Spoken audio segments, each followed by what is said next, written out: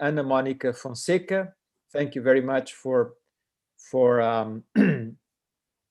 being here today with us. And of course, to all the other colleagues that joined us today for comments and interventions on our topic of today, human rights discourse, economic interdependence, and constrained democracies at the end of the Cold War.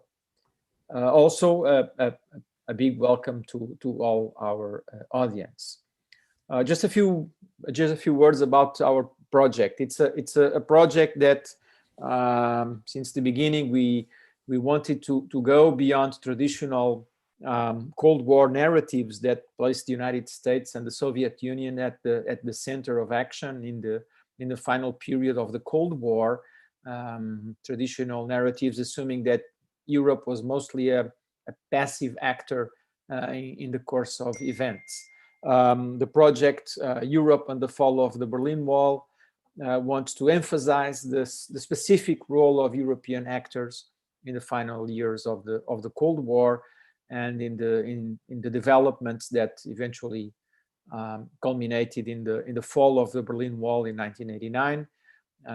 This is a perspective. This European agency is a perspective that has been explored by Cold War historiography in recent years, and we thought that this was our starting point. So we traced back the origins of this European role to the Helsinki Summit in 1975, stressing the role of European actors in this process, from the European Economic Community to political leaders, national political leaders, non-governmental organizations, youth and students, activist groups, in promoting political contacts, in promoting cultural exchanges, in promoting the dissemination of values such as freedom, democracy, human rights between the two sides of the Berlin Wall, between the two sides of the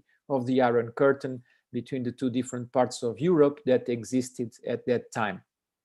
So this is the general idea of the project that has been evolving through a series of activities taking place in 4 different European countries involved in this project, and bringing together universities and research centers, private foundations, non-governmental organizations, and youth activist groups.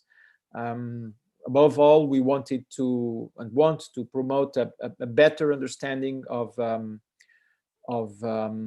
European history, a better understanding of European diversity and the diversity of European history, a deeper knowledge of European common values, and at the same time to encourage democratic participation of younger citizens, and to explain to the younger generation that, as in the past, the construction of the future depends largely on their participation and their activism, whether through European institutional structures or through the agency of an informed and responsible citizenship. To finish, I want to thank again to the University of Helsinki, to the Willy Brandt Foundation, the European Association of Young Educators and their branches in Lisbon, Helsinki, and Berlin, and the Stitching Cat Project Association in Amsterdam, who already organized a very interesting activity. I want to thank all these institutions and individuals for their collaboration in this project. Unfortunately, I can only stay for a while this afternoon, since I'm part of the committee of 2 master's dissertations also taking place this afternoon, also by Zoom. So I really do not have to move physically, but I will have to move virtually. So again, thank you very much. And Stefan, the floor is yours. Thank you, Luis. And let me also, on behalf of the University of Helsinki, reiterate Luis's words of welcome. And also, before handing over to the speakers, say a few words about why this period between 1975 and 1989 is particularly important for anyone trying to make sense of contemporary politics. So first of all, the sequences of political history may or may not be slower than those of popular culture, where the recycling of fashion and themes from a recent past seems to move in 20 or 30-year cycles. At least this is what is suggested in TV time, where it seems we moved on from sitcoms such as the 70s show or the Cold War spy thriller series The Americans, which was set in the 1980s, to taking a nostalgic look at the 1990s in Everything Sucks. But in this seminar, we keep our focus firmly on what is sometimes called the long 1970s, which has lost none of its importance for understanding the current social and political landscape. So the idea is simply to zoom in on a few research topics that highlight the contemporary significance of this era. And another aspect that also has to do with periodization is that we often tend to think about political history in terms of crisis. So the Harvard historian Charles Maier has described the 1970s as one of three major systematic crises in the 20th century, by which he means first, the crisis of political representation preceding World War I, and then the financial crisis around 1930, which, as he underlines, was a crisis within capitalism that was eventually resolved through the New Deal, wartime economy, and welfare states. But the third crisis, that of the 1970s, was much broader, and this is also why it is still very much with us today.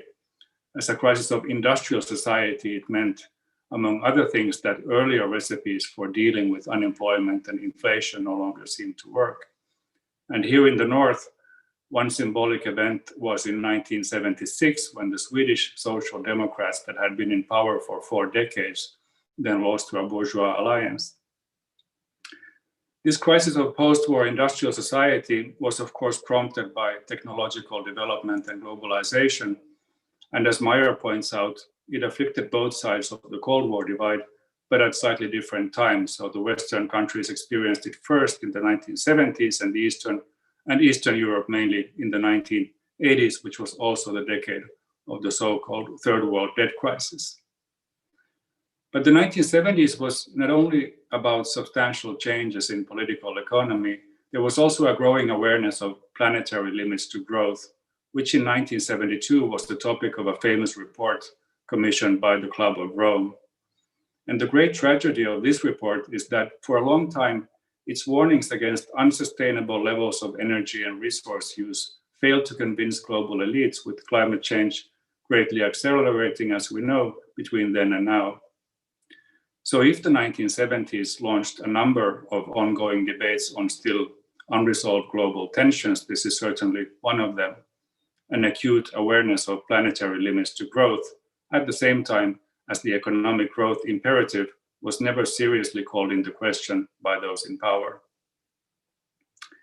Another point of contestation that we could highlight that has been with us since the 1970s emerged from tensions resulting from the way in which political democracy survived at the same time as economic democracy was gradually pushed back in the context of crisis management in the 1970s and 80s. Most importantly, the power of non-democratic national and international institutions such as central banks, the IMF and the World Bank has grown massively since that period. One specific aspect of this transformation has recently been the topic of scholarly debate, and it has to do with this pushback against economic democracy being accompanied by the rise of human rights discourse, which, as Samuel Moyn and others have shown, curiously coincided with the demise of socialism in the West. This debate on the relationship between neoliberalism and human rights continues today, for instance, in the context of corporations prioritizing human rights over other forms of rights within the framework of what is commonly referred to as corporate social responsibility. In the realm of international politics, which concerns us today, human rights were put on the Cold War agenda at the Helsinki summit of the Conference on Security and Cooperation in Europe in 1975. And in his talk, Rasmus Søndergaard will touch upon this topic in the context of American reactions to Soviet Jewish immigration. The demise of the Western welfare state and of the post-war decades was sealed, as it were, by Margaret Thatcher's great success in claiming that there is no alternative to free market, deregulation, and rolling back the welfare state. Globally, the turning point was again the 1970s, with oil shocks and economic slowdown on the one hand, surplus money from oil-producing countries stored in Western banks on the other. This combination set in motion the familiar interplay between a rapidly growing financial sector and recurrent periods of economic turmoil. As a result of the economic downturn and the Vietnam War, the United States had in the early 1970s experienced a brief period of insecurity in its position as a global hegemon, but a new source of non-military power was provided by international lending to crisis-ridden countries across the world, especially in the so-called Global South and also in Eastern European countries belonging to the Soviet sphere. These were dollar-denominated loans that were in turn supervised by the IMF and the World Bank, and they came with strings attached in the form of demands for privatization, deregulation, and welfare cuts, which is what the kiss of death refers to in the title today of Lars Fredrik Stöcker's talk this afternoon, in which he will, I believe, nuance this focus on lending and look at the role also of corporations and private business in socialist globalization in the 70s and 80s. This kiss of death in part also explains the failure of very ambitious plans for a global New Deal in terms of extending the welfare model to the Global South as a proposal for a new international economic order, or NIEO, demanded at the United Nations in 1974 by the G77 group. And to some extent, we're still dealing with the repercussions of this history as well, insofar as much of our current division of countries and individuals within them into debtors and creditors as a major source of social conflict can indeed be traced to the NIEO moment.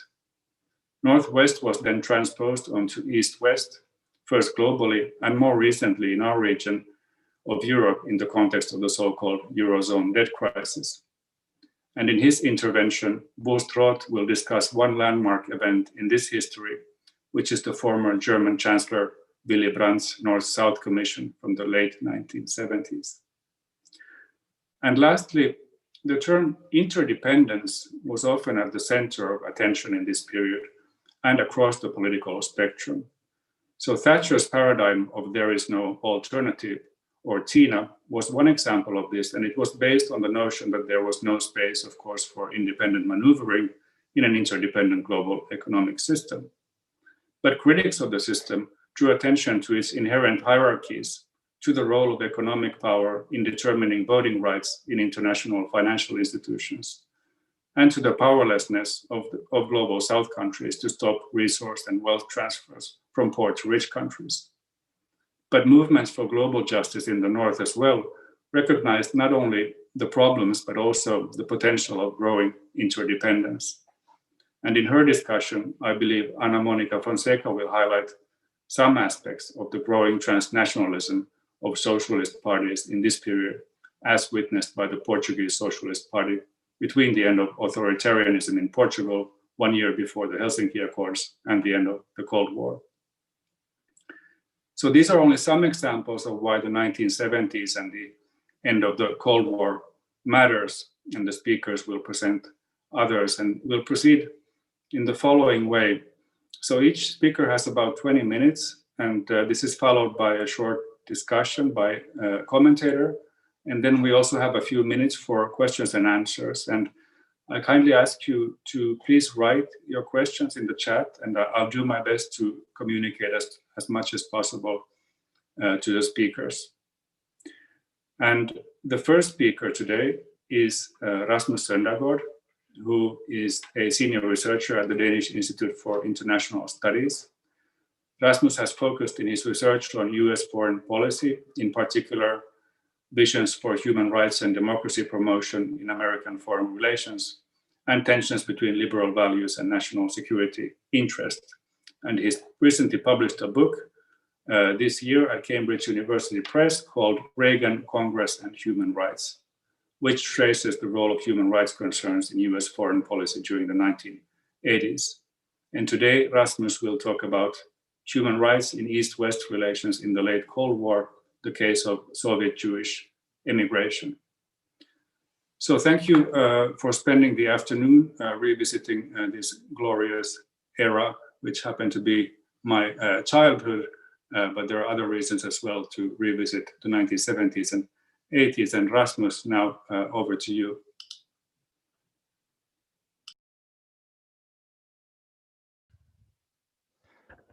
Thank you, Stefan, and thank you, Luis, for the introductions. Would it be possible for me to share my screen? I have a slideshow I would like to share, but it says that the host disabled participant screen sharing. Okay, let me try it. Try now if you... Yeah. Yeah, and it works now. Just give me a sec.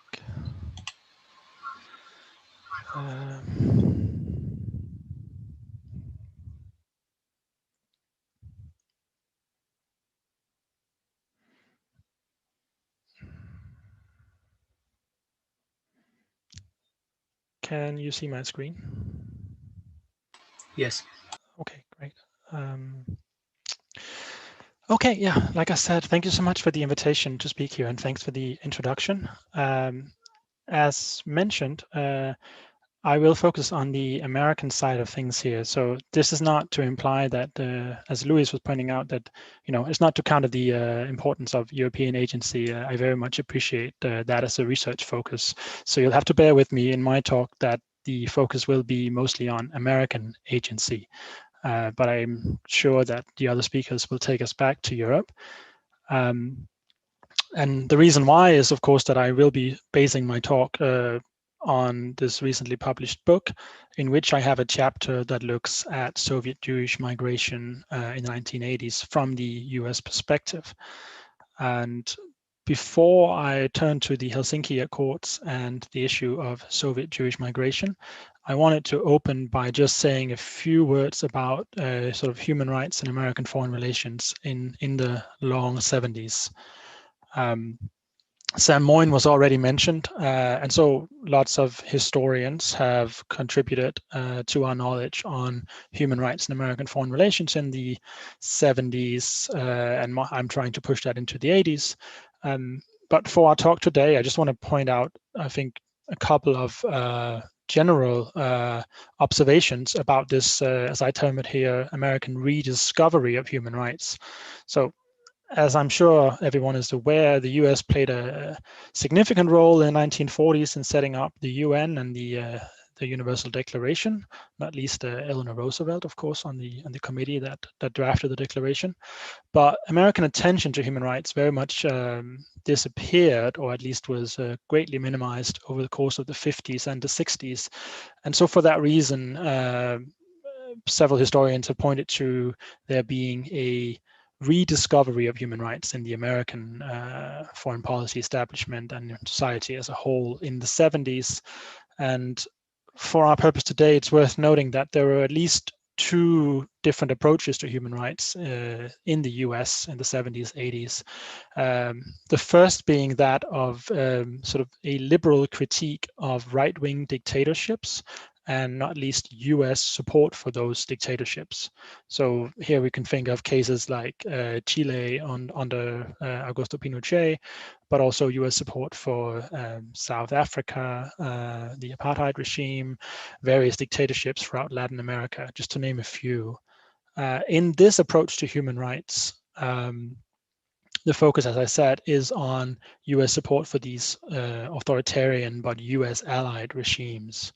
And I've put in a picture here of Liberal Congressman, Liberal Democrat Don Fraser, who was the member of Congress, probably more than anyone else, that first introduced human rights concerns into US foreign policy in 1973, before which, at least in Congress and the executive branch, human rights had played a minor role and were largely sort of limited to rhetoric, but now it becomes sort of in the 70s, it becomes part of actual foreign policy. The other approach to human rights in the US in the 70s, I represented here by Senator Henry Scoop Jackson, Democratic senator from the state of Washington, who is can be termed as a neoconservative. And this embrace of human rights as an anti-communist language very much was picked up by neoconservatives and Cold War hawks, often people residing on the right of the political spectrum in the United States. And they, of course, as the approach dictates from the name of it, focused on communism as an ideology, but also on the Soviet Union and its allies, and used human rights, saw human rights as a concept that could be utilized in critiquing those regimes. So those are two very different approaches to human rights, but there are some commonalities as well. Both were seeking to restore American morality in US foreign policy, but also restore a position for the United States in foreign affairs that was based on notions of morality in the aftermath of course, the Vietnam War, but also as a way to break with the sort of value-laden foreign policy of Nixon, Kissinger, the sort of realpolitik, which very much, of course, was what brought us the Helsinki Accords through the policy of détente. So they want to break with that. And then, of course, the last person, probably the first person most people think of when they think of US and human rights is Jimmy Carter, who you could say was the first president to give human rights such a prominent stature in his foreign policy. But as I mentioned in my book, I focus on the 80s and Ronald Reagan, and I won't say much about Carter because I know we have a couple of people in the audience who are bigger authorities on Jimmy Carter and his human rights policies. So maybe we can get back to that in the Q&A. The last picture here on the slide is just to point out that unlike the 1940s, where human rights was mostly confined to the United Nations and coastal elites in the US, human rights in the 70s very much was picked up by the sort of general population and a growing number of NGOs. So it becomes much more of a mass movement, or rather a number of mass movement around specific international human rights causes.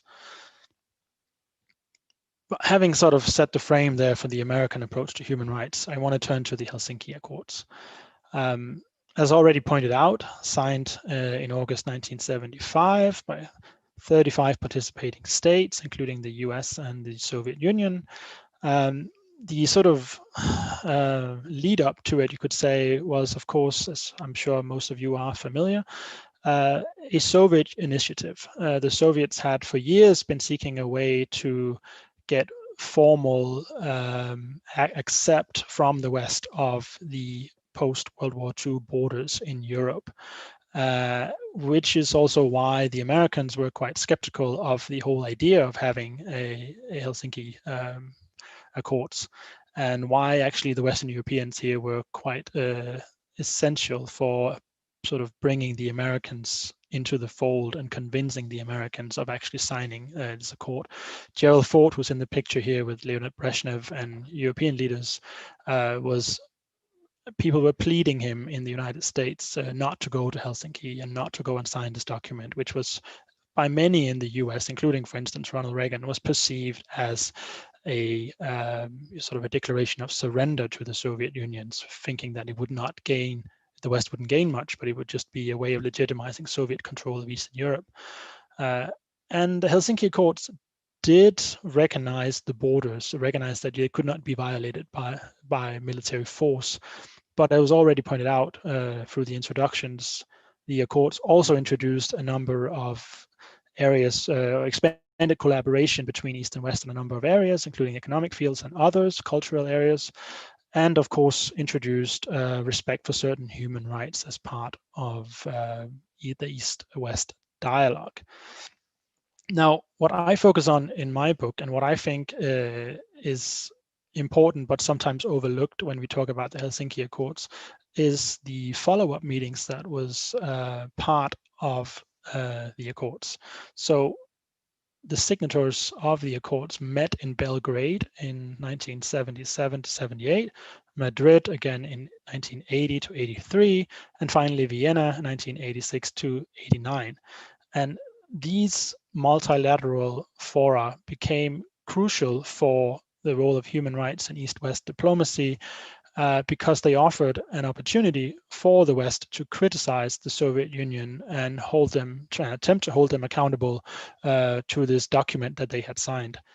Just want to note that when the Soviets signed the Helsinki Accords, the regime published the Helsinki Accords in Pravda in newspapers in the Soviet Union, thinking that it was a big victory for them, and later that would come back to bite them as activists and dissidents in the Eastern Bloc, of course, would point to this document and say, in this document it says that there are certain rights that you cannot deny us, and that whole thing, you could say, really made human rights take off as a topic in East-West relations.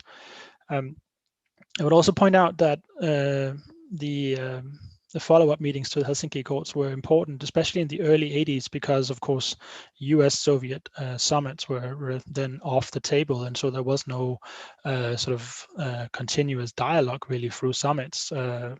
So the Helsinki follow-up meetings sort of substituted there, and then, of course, crucially, they brought in the other European countries as well.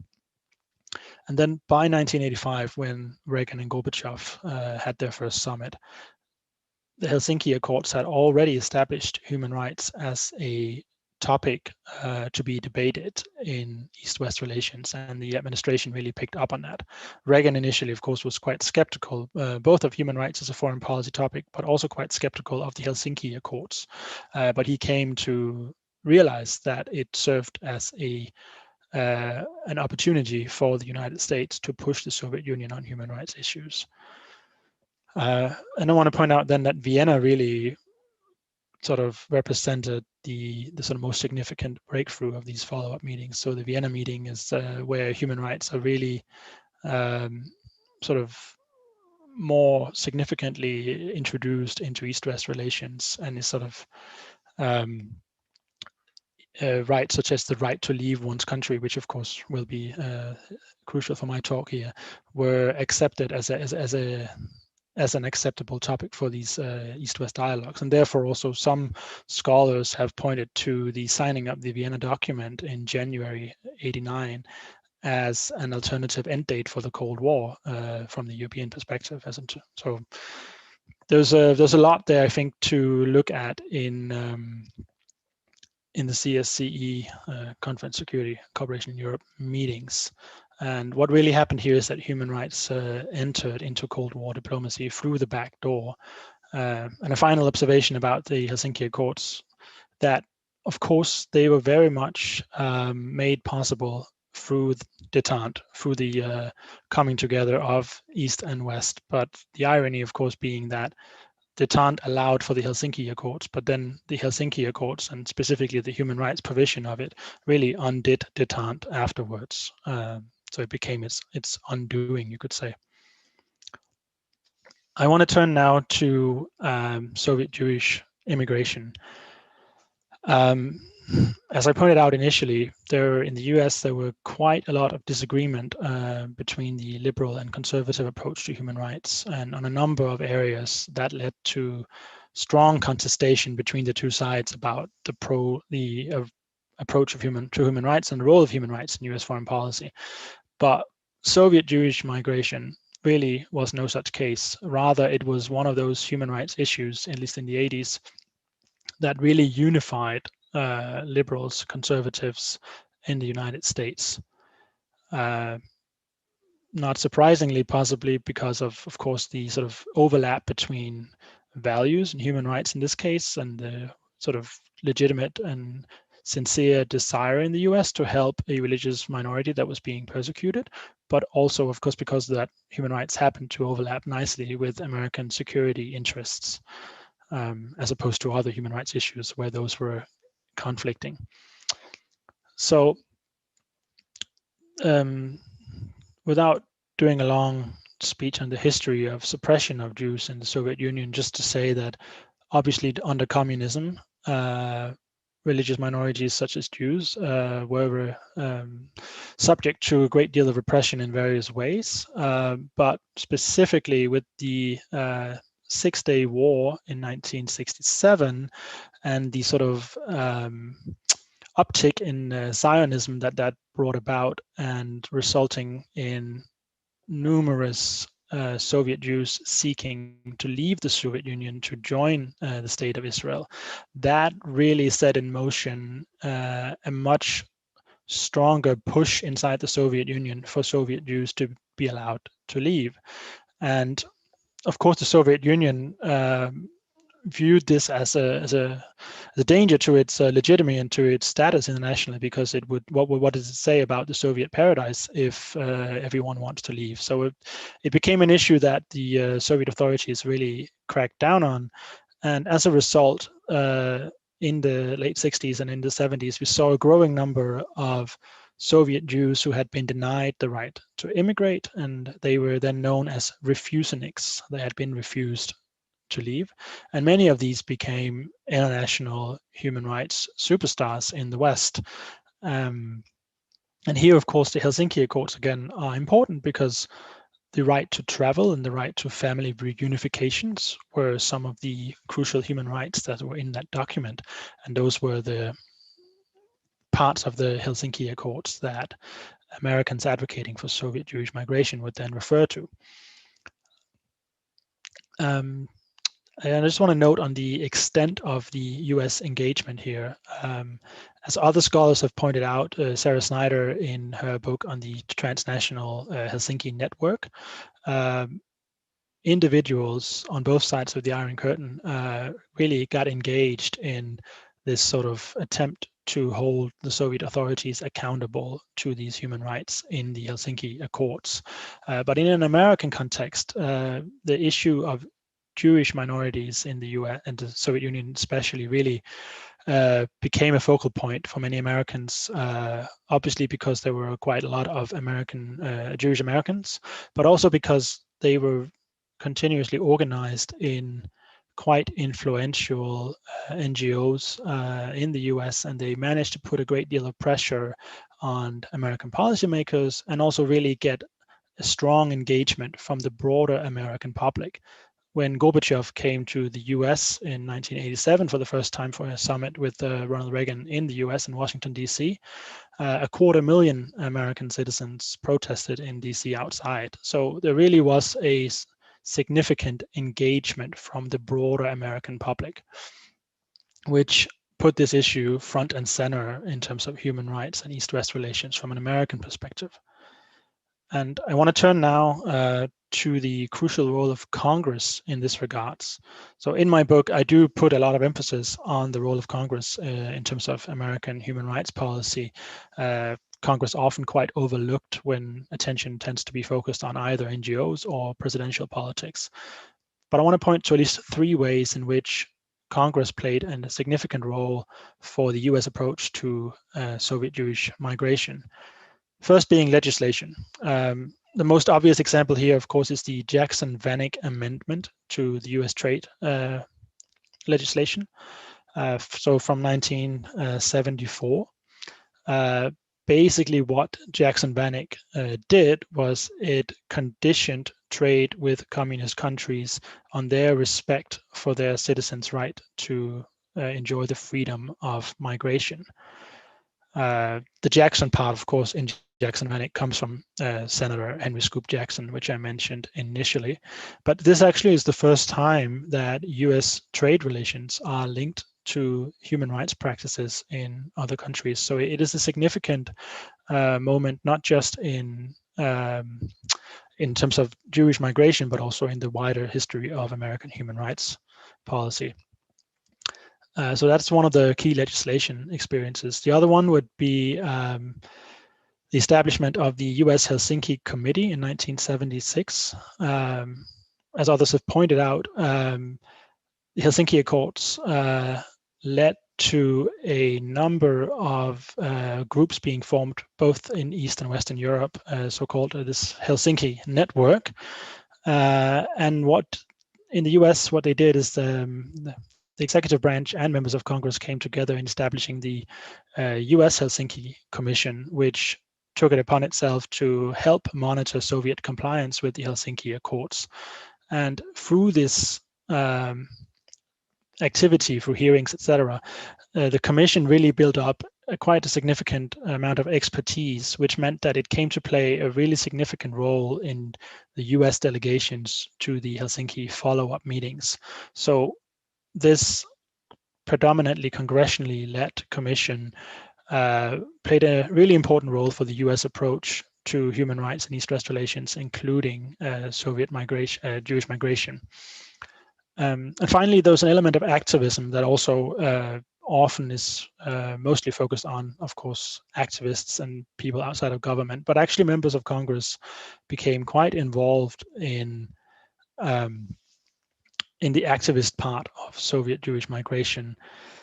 For instance, the Congressional Human Rights Caucus, which was established in 1983, which is something I spent another chapter on in my book. One of the people in the picture, you see the tall gentleman, gray hair in the back, John Porter, was one of the people who co-founded it, along with Tom Lantos, who was the only Holocaust survivor to serve in the US Congress. They created this Human Rights Caucus with a broad human rights agenda, but very much it was shaped by their experiences with traveling to the Soviet Union and meeting with refuseniks, Jews who had been denied the right to migrate. And they really put in a broad spectrum of sort of more activist, non-traditional congressional initiatives, anything from letter writing campaigns to protests to having individual members of Congress adopt individual refuseniks and sort of commit themselves personally to this, to secure the release of those individuals, to art exhibits, all sorts of things that really sort of just expanded the congressional engagement with refuseniks and put increased American attention to the issue. And in this picture we see here, of course, Nathan Sharansky, sort of the more famous Soviet refusenik, when he finally was allowed to leave, and after a few months in Israel, he comes to the US and is awarded the Congressional Gold Medal, and just to sort of demonstrate the importance that Congress put on like collaboration with these refuseniks. So what they did, of course, Congress, was they put pressure on the Soviets to allow immigration, but they also really, and probably more importantly, put pressure on the Reagan administration to emphasize this issue in his dealings with Mikhail Gorbachev, and really sought also to push the question of linkage. So like, not successfully though, but seeking to get Reagan to commit to not moving along with progress on economic and security issues without also securing progress on human rights and migration issues. But they did manage to give, I think also it is maybe somewhat neglected in the scholarship, but they really offered Reagan, I think, leverage in his negotiations with the Soviets, because he was able to point to congressional opposition and tell Gorbachev that without some progress on Jewish migration and other human rights issues, he would not be able to secure congressional support for other issues that the Soviets cared about, such as another SALT agreement, for instance. So coming to an end here, some of the broader consequences of the issue and of the American approach to Soviet Jewish migration. For Soviet Jews, it actually was rather mixed, and I think maybe the verdict is still out on the extent to which American efforts on this issue helped or hindered Jews in migrating from the Soviet Union, because we do see actually a decline in visas issued to Jews seeking to migrate after the Jacksonvenic Amendment, but also after, for instance, the US boycott of the Moscow Olympics in 1980. And there is this long stretch of virtually no visas being issued. And then, of course, eventually, as the Cold War comes to an end, that changes. What is more established in the literature, and what I think I can easily agree with, is the extent to which the issue, along with other human rights issues, helped to undermine the legitimacy and the international prestige of the Soviet Union. Not least because people seeking to migrate really sort of hurt the perception that the Soviet Union was trying to promote of it being a model society.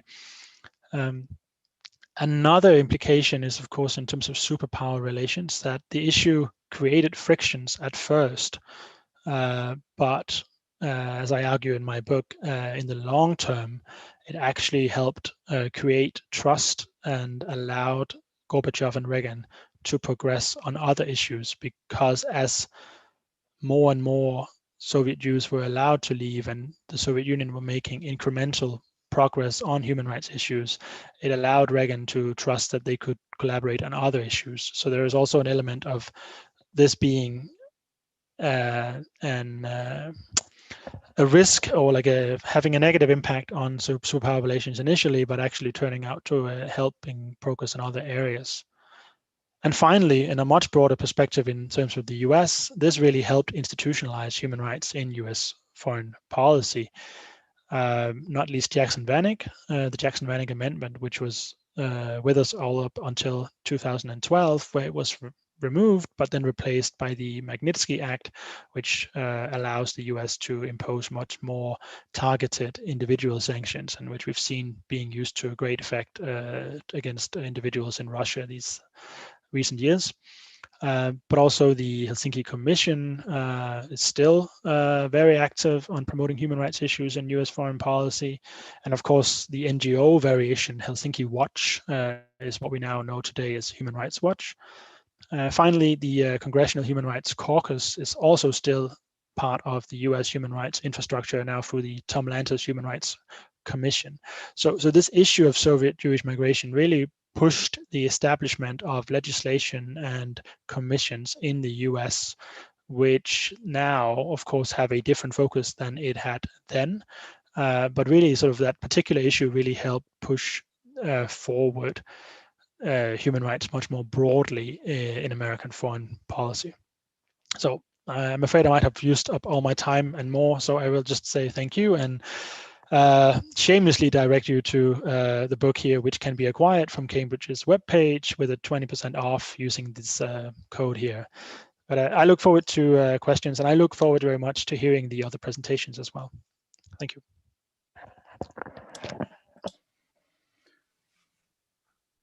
Thank you, Rasmus. We now have a comment from Johan Strang, who has specialized in the history of human rights from a Scandinavian standpoint here at the University of Helsinki. So yes, thank you. Thank you very much, Rasmus, for an interesting presentation, and also for this book that I can less shamelessly promote as well. It was a really a great read in many ways. I think that your accounts, both the presentation and the book, fill many gaps in the scholarly literature on human rights since the Second World War. I mean, there is this massive literature on the immediate post-war period, the Universal Declaration and the European Convention. There is quite a lot written about the 70s, the breakthrough, and there's an emerging literature on the 90s when human rights became like the universal moral guideline of the post-historical era, the end of history, and so forth. But you bring forward the 80s and the ways in which human rights were mobilized for the explicit purpose of winning the Cold War. And that's rather a fascinating kind of story. And there's also a lot of literature on the cascading effects of the Helsinki Accords in Eastern Europe, and less known are the implications and interpretations that was given in the West, and particularly in the US. So there's a lot of gems in your book, and it's really fascinating in many ways.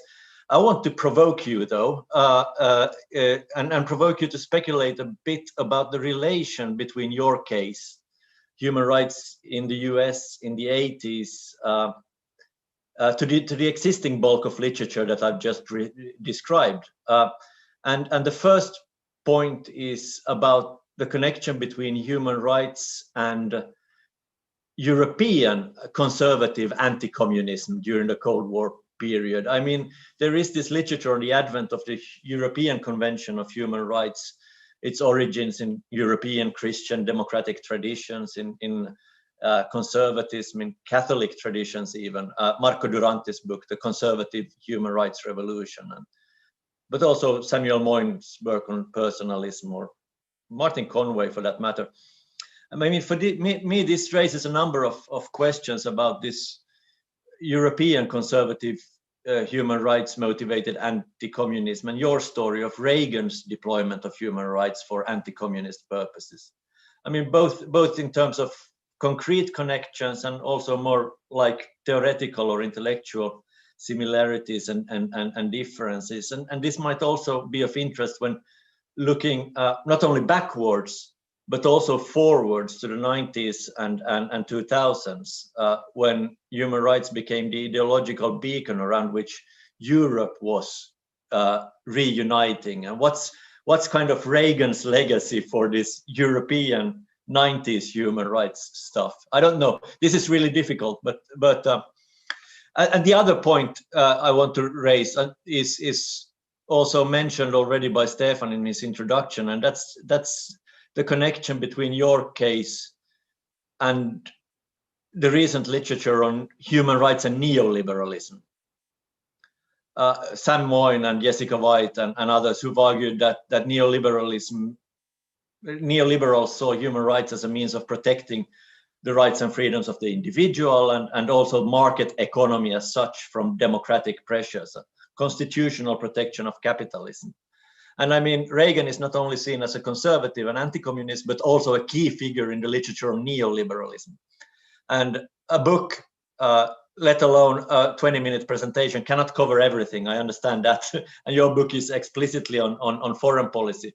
But still, do you know the extent to which Reagan saw human rights as part of his economic agenda as well?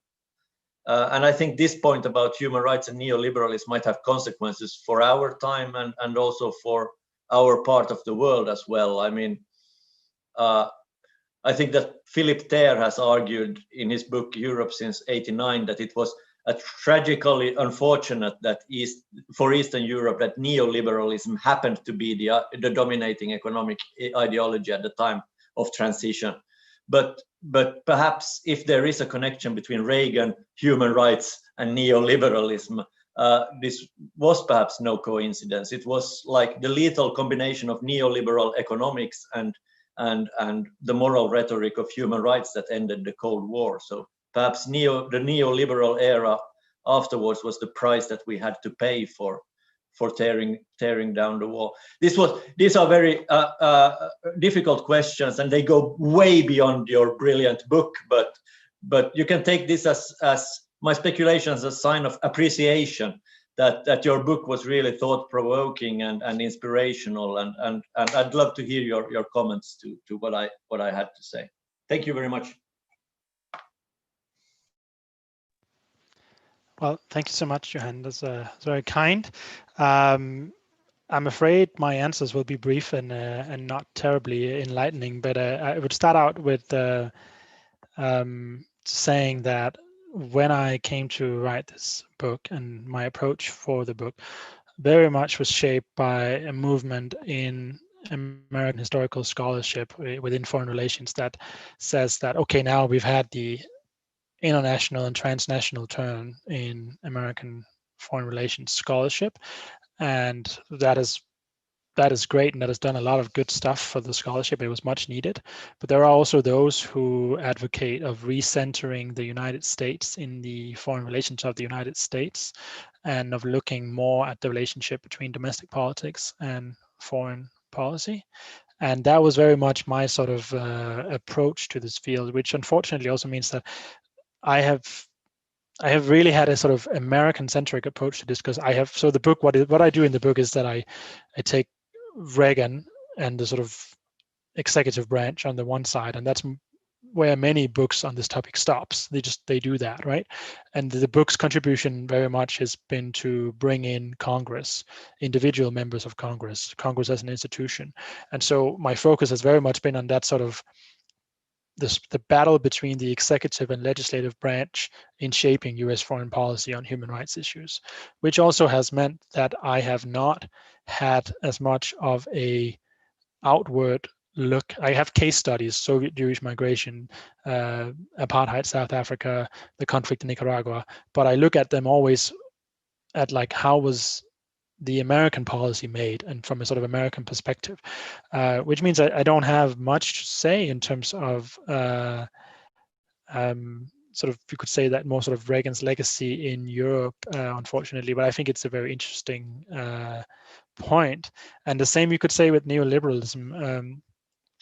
I think Sam Moyn, when he wrote his sort of first sort of path-breaking human rights book, right, some of the criticism that he received and some of the criticism that he took to heart was that he did not focus much on economics. And that's why he came back and wrote the Not Enough book, in part, I think, with, obviously looks at the relationship between human rights and neoliberalism. And I would probably say that having read Moyn's recent book, but also Jessica White's book on neoliberalism and human rights, I regret not spending more time in my book and not at least sort of just including a little bit on Reagan's economic policies in relation to human rights, because I think that would be really, really interesting. But it is something that I also do not do. So I guess my point here, my response will be that I appreciate the comments, and I think that both sort of, the relationship between Reagan's human rights approach and anti-communist human rights approach and the European human rights stuff that Marco Duranti and others have written about, bringing that together, integrating that more, looking, contrasting, comparing would be really, really interesting. And the same for bringing in the economic aspect and neoliberalism in relation to Reagan and human rights would be also really fascinating. So those are two areas that I think would make for excellent research topics. But unfortunately, it's stuff that I have not addressed really in my book, precisely for the reason that I try to focus on the relationship between Congress and Reagan. So I've had that focus and also not on economics at all. That those books should be written, that research should be done. I unfortunately am not one to speak on it with any great confidence, since I haven't really gone in those directions in my research. So yeah, I'll leave it at that. Thanks very much, Rasmus, and thank you, Johan. There are no immediate reactions in the chat, but if you have some, we can maybe return to that later in the seminar. But in the interest of time, I think we have to move forward. And actually, this is a perfect bridge where we left off, because the next topic will focus on another breach in the Berlin Wall in terms of economic East-West relations. So the next talk is by Lars Fredrik Stöcker, who is from the University of Vienna, and he has a PhD in history from the European University Institute. He has published a book called Bridging the Baltic Sea, Networks of Resistance and Opposition During the Cold War Era in 2018. And he is now focusing in his next project on Polish socialist globalization. So over to you, Fredrik.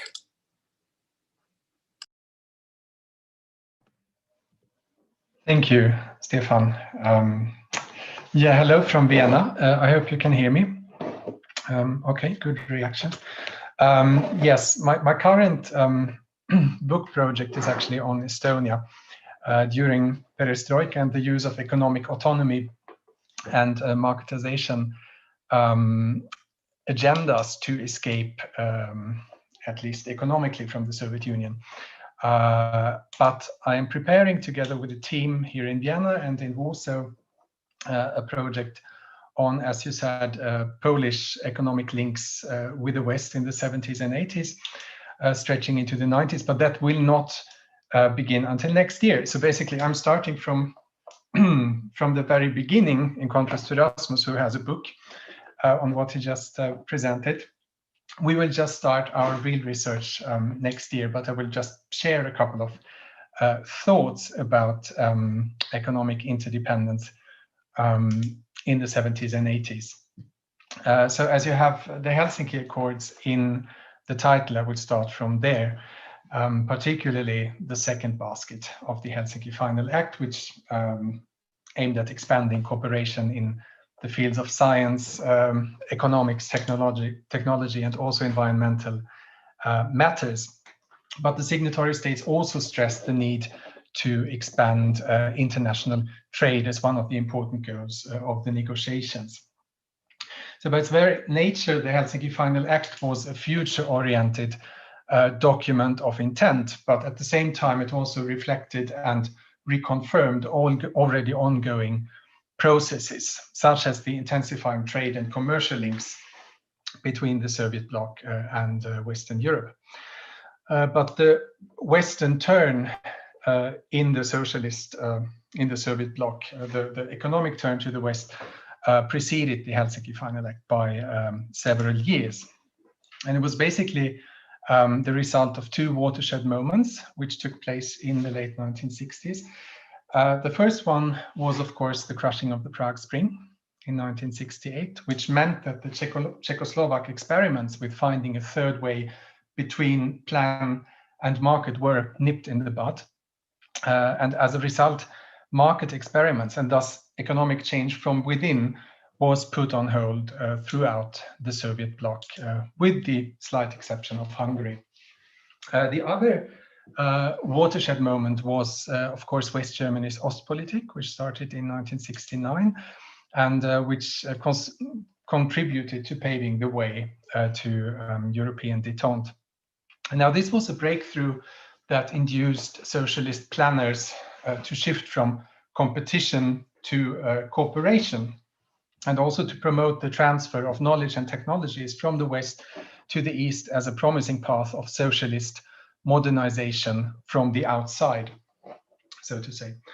There were in the early 70s some ideas in the Soviet Union of decentralizing foreign trade, of legalizing joint ventures with Western participants and capital, of making the ruble convertible. But these were rather marginalized ideas by economic dissenters, so they would not be put into practice before perestroika. But the Central and East European satellite states actually switched their focus from intra-Comecon trade to expanding trade and business ties with the West, which also meant that they shed the autarkic model which had been imposed by the Soviet Union on the states in the region after 1945. So it was also a way of escaping the political dominance of the Soviet Union and trying to find greater autonomy and leeway under the conditions of détente. So this victory of economic pragmatism, as you could say, over ideology has been the topic of a scholarly debate on the concept of socialist globalization, or also socialist proto-globalization, as Besnik Pula has framed it in his recent publication, Globalization Under and After Socialism. This is a debate which reacts to the conventional account of post-war globalization as basically a process that integrated Asian, African, Latin American states into the liberal economic institutions of the Bretton Woods system. But the socialist second world is frequently left out of this narrative and rather seen as a kind of distinct complex of its own, basically decoupled from global markets, first by the Marshall Plan, then of course by the autarkic model of the Soviet-type economies, and also of course by the Iron Curtain. But the socialist globalization approach argues that most socialist regimes actually had global aspirations by the early 70s. Now, the early 70s were a time which witnessed a shift of global economic paradigms. We see a rapid increase of global commercial and capital flows. Transnational modes of production are more and more frequent. And we have also speed in technological innovation, which also changes the preconditions for global flows of goods and capital. And this was also the time which saw the birth of a radical free market ideology, which aimed at removing all obstacles to economic circulation and has been called a harbinger of the neoliberal revolution. So the approach of socialist globalization very much sees the socialist world as part of this story, especially as in the beginning of the 1970s, There is an increased mobility. There are more transfer processes across the divide that start a kind of long revolution from within, which moves into the post-socialist era, what we still call the era of transformation. But the 1970s were also a decade when international lending, borrowing, experienced a rapid growth. So the reintegration of the Soviet bloc states into the global economy primarily went through the gigantic Western loans that many of them took. And the strategy of the borrowing states was to buy technologies from the West, which then would modernize industrial production at home. And the aim was to produce export quality goods that could be re-exported to the West for hard currency. And with the hard currency, the debts were to be paid off. So on the one hand, closer trade and business ties with the West were seen as a kind of trigger for a second socialist industrialization. And on the other hand, it was seen as an opportunity to get the necessary funds to import consumer goods to satisfy the needs of the domestic market. But many Soviet bloc states got into trouble with this strategy, not at least because energy costs rose after the oil crisis and had partly to be imported from the West for hard currency. Then the trade revenues were smaller than expected, also because of the competition from East Asia. So in some, even larger loans had to be taken from the West to pay off the already existing debts.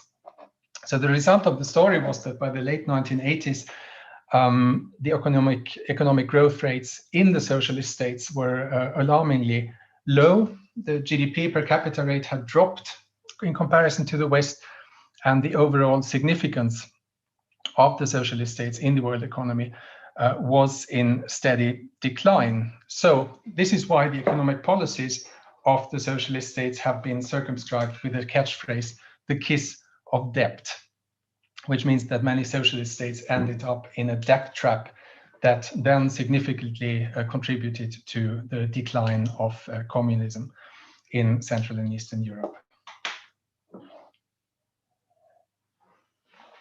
So Poland in particular became known as the sick man of Europe already in 1979. The Polish economic turn to the West dates back to 1970, when Edward Gierek became prime minister. 1970 was, as you might know, the year of mass protests and strikes along the Polish coast because of shortages and planned price increases. So the calculation of the Polish government was to buy social peace by the massive import of consumer goods, and Western loans were necessary to finance this strategy. But throughout the 1970s, political protests and strikes, especially after announcements that prices would increase, these protests researched regularly and then culminated in the formation of the independent trade union movement Solidarność. And this is why Poland did not go the Romanian path, because Romania chose harsh austerity measures to basically starving the own population to be able to pay off the foreign debts. Now, the Polish government, by contrast, got stuck in a kind of spending rut because they feared very much that they might unlock another spiral of revolutionary popular discontent. So the result was that in 1979, Poland was the most indebted state in Europe and had 10 years earlier been the lowest indebted state in Europe. So the borrowing trap has also been called the Polish disease. Seen from the perspective of global finances, this means that socialist globalization basically is paired with economic decline and also ideological erosion. So in other words, the reintegration with the global economy accelerated the demise of communism and of the state socialist regimes in Europe. And of course, the Polish case seems to confirm this narrative, but it also illustrates, as I argue, the benefits of shifting the focus from a state and institution-centered approach to an agency-centered approach, because Poland was not very much indebted and stuck in this spending cycle. It was also the country that hosted the vast majority of all joint ventures with Western capital in the Soviet bloc. And this was a new path of economic integration with the West that had first been tested by Yugoslavia and then copied in the early 1970s by Romania, Hungary, and of course also Poland.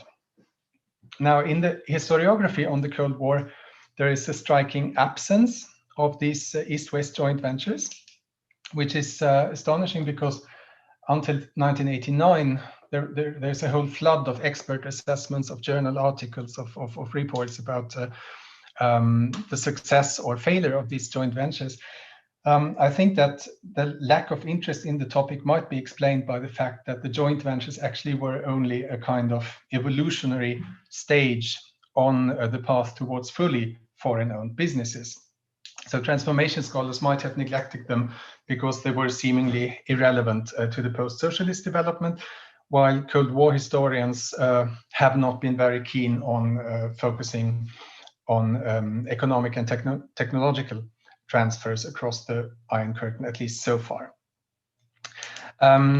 Short some information about these Polish joint ventures, because they were special insofar as they targeted Western investors either with a Polish passport or with Polish roots, so mostly recent migrants. And this is why these joint ventures also were called the Polonia firms, Firmy Polonijne. Polonia means the community of Poles abroad. And of course, these firms were subject to certain restrictions. For example, the Polish side had to hold the majority stakes. Then, at least in the beginning, they were also subordinated to the state-owned export-import organizations. But in exchange, they enjoyed some exceptional privileges. They were, for example, entitled to set their own prices. They could handle hard currency funds and even soon hire an unlimited number of local employees. That means Polish citizens in Poland. So by 1989, there were 2,000 of these Polonia firms operating in Poland and employing up to 100,000 employees, mostly in the light industry sector, so production of clothes or cosmetics, or in the service sector. So what we can see from the early 1970s, not only in Poland, is that we see a gradual shift of power, decision-making power, from planners and bureaucrats to direct producers. In other words, the role of the state in economic processes is gradually reduced. But we still lack empirical studies that counteract the image of the planned economy as a kind of strict centralized hierarchy which is under control of the party state. So I argue with this upcoming project that we have to bring society back in order to understand the origins of marketization and of mass recruitment into private entrepreneurship before 1989. I will shortly mention two aspects which I consider to be among the most interesting. One of them is, of course, the relationship between the diaspora and the socialist regimes, because in most accounts of the Cold War era, as far as Central and East European diaspora communities are concerned, they are rather portrayed as adversaries and not as partners of the homeland regimes. But there were, of course, mutual interests, because it was a way of making money. And Warsaw saw not only their capital as an asset to transform the Polish economy, but also their managerial and technical know-how, and also their connection with business circles in the West. So it was hoped that they would create a kind of snowball system. We can see the same dynamics in the Soviet Baltic republics after 1987, as the Soviet economy opened up, as Estonians, Latvians, and Lithuanians also counted on their compatriots abroad to get their economy going. In China as well, in the 80s, 70% of foreign investments were made by overseas Chinese. So the impact of the diaspora on globalizing and marketizing schemes in the socialist regimes are still, I would say, completely unexplored, although I think they should not be underestimated, especially as informal linkages and networks are concerned. The second point is, of course, the socialist entrepreneur himself, herself.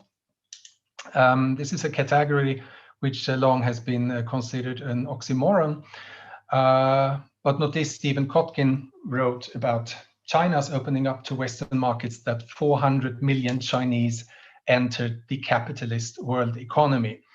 There he meant the zones which had these, the parts of China which had these special economic zones. In Poland, of course, the number of people entering the capitalist economies was smaller, but still I think that we can say that these joint ventures gave birth to a new managerial elite, or maybe you can even say a new managerial class that actually succeeded in building up the know-how in management and international trade, and also could gather the necessary social and hard currency capital to be able to pay out their foreign partners after 1989, which often happened. So in the mid-1980s, there was already this image of the Polish yuppie, in other words, the Polonia entrepreneur. And in the 1990s, these people engaged in these transnational ventures topped the list of the richest Poles. So in a way, they formed the new core of a post-socialist economic elite. And this is also why it might be worth taking a closer look at them. Yeah, to sum up, this is a kind of effort to counteract the image of the Polish economy in the 1970s and 1980s as the emblem of stagnation, decline, and unsustainable consumption, because it was also a time when unprecedented opportunities opened up for those who were willing and able to engage in the expanding private sector and its numerous linkages with Western markets. And there was basically a process in which the socialist entrepreneur was not only a spectator, but he was also a co-creator of a new order, or maybe of the nucleus of a new order under the conditions of late socialism. So basically, we should try to go beyond this Cold War bias to discern what has been called the hidden integration of Europe, maybe, but it's also a way to make the socialist orbit part of the narrative of post-war globalization, especially in the beginning of the 1970s, which was a time when the Cold War was perceived to be a past phenomenon and when theories of convergence flourished. Thank you. That's all for the moment. Thank you very much, Fredrik. These two first presentations are very parallel in some ways, because these are two breaches in the Berlin Wall that came somehow through the back door. And in both cases, the diaspora plays a big role. And in both cases, we're talking about developments that had unexpected long-term consequences, of course. So I will now give the hand over to Henrik Maynanda, who is professor in history here in Helsinki, and he is specializing in the political history and East-West relations from a Finnish point of view in this period. So Henrik, I hope you're there. Yes, thank you very much for invitation and for arranging this very fascinating seminar. And I also thank Fredrik Stöcker for this very challenging project that you will begin next year, if I understood. It's always like that, that you don't really know where you will end before you have done it, and that's the most challenging part of it. And I also very much like your main question about what really then was the driving force in the transformation of Eastern Europe. We can talk about ideology, but I think it's very important also to look at the economic driving forces also between East and West. So I belong to those historians who think that it was very much the economic changes in global market that ended the Cold War and has led to where we are now, not so much the ideology. I know there is a strong kind of tradition now among scholars to focus on neoliberalism, but I see very much neoliberalism as a reflection of the economic changes. I know there is much discuss about that. But to focus on Poland is also interesting because I thought about when you spoke about those joint ventures about IKEA, the Swedish furniture firm that actually was one of the first, at least in Northern Europe, to invest or to start production in Poland in 1970s and 80s. And this, I don't know if it has continued, but actually it was the same kind of flow of capital flow that began to flow out, that was outsourced from Sweden from the 70s and has continued up to our days. Finland, that is the eastern neighbor of Sweden, was included in this process already in 1960s. So there was a lot of production that was moved from Sweden to Finland, and some production also moved from Finland to Russia, to Soviet Union. The Finnish experience of this is rather interesting also. They were kind of, they were not joint ventures, but there was a lot of large projects together with Soviet Union that the Finnish politicians, especially Social Democrats, that had a leading role in from 1970s onwards to the millennium in Finnish politics, saw these investments and attempts to include what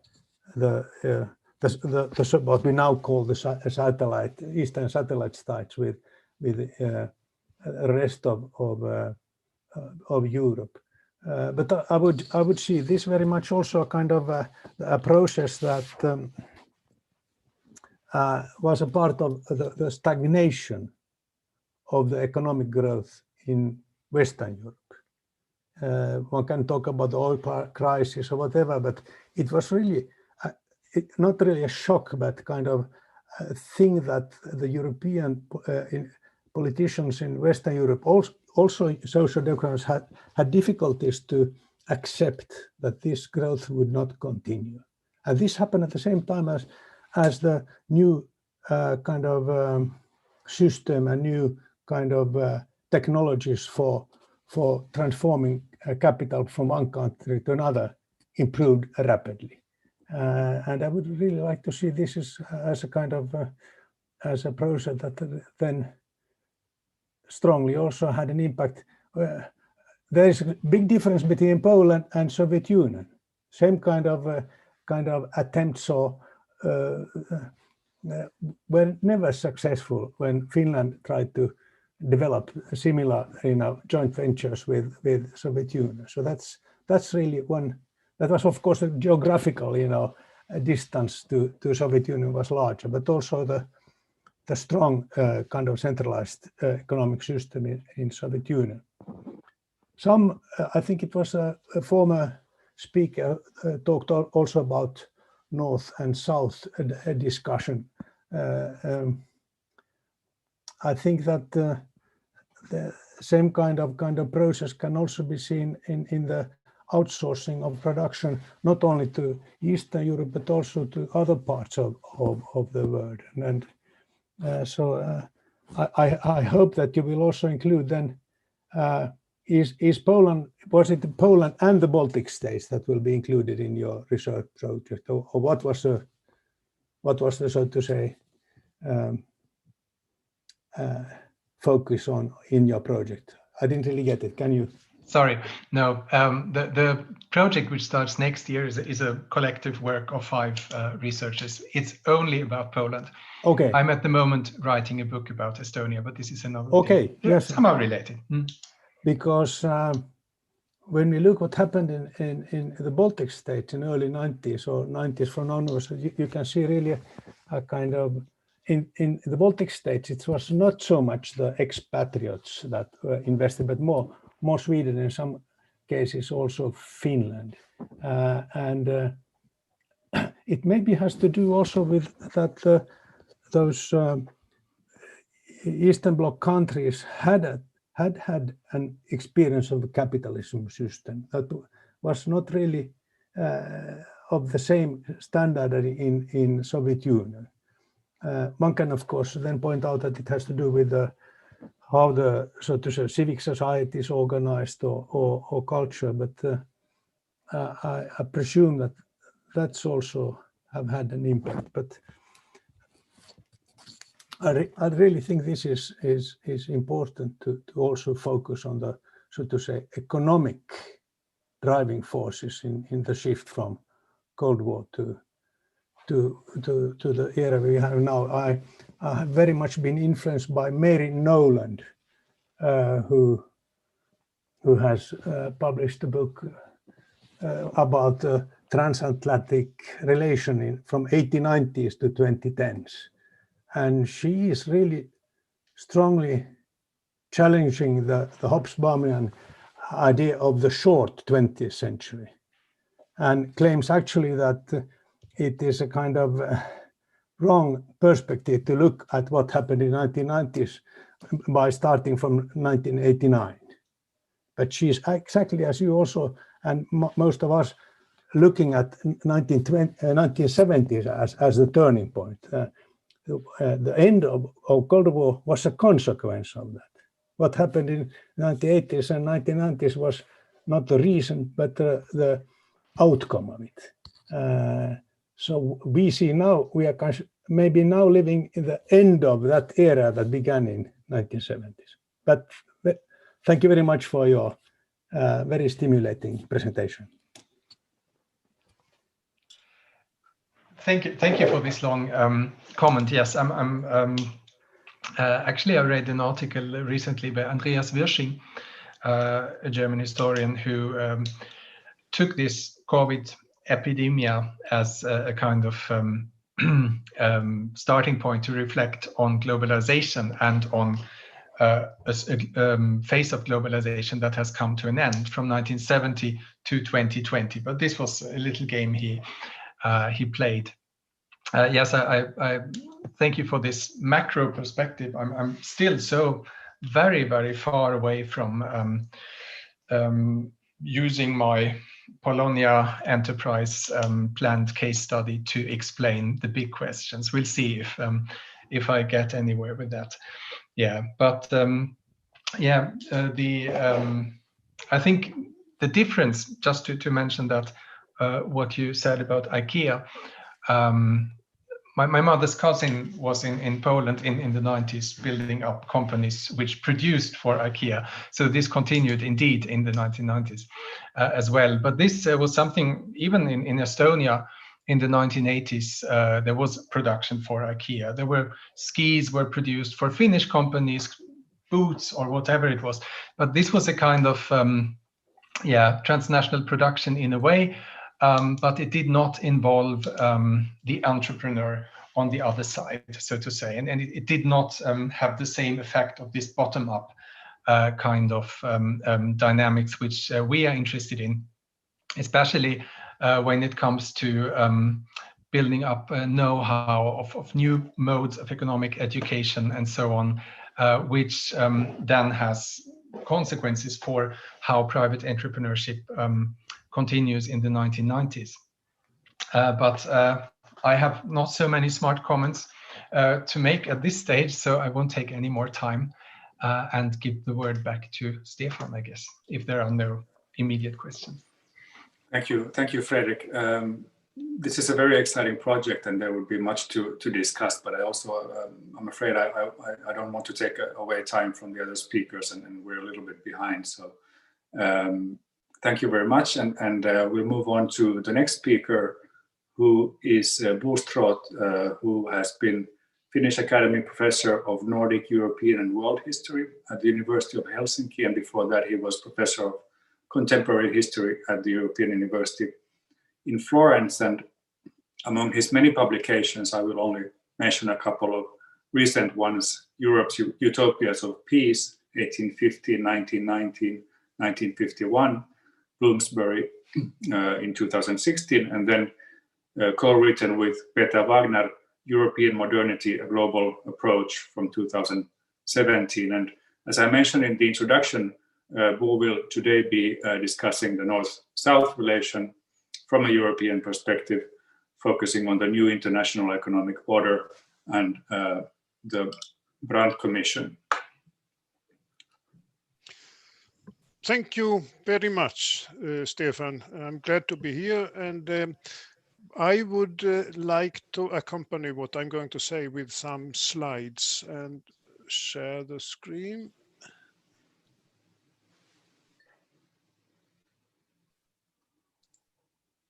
Oh, I haven't.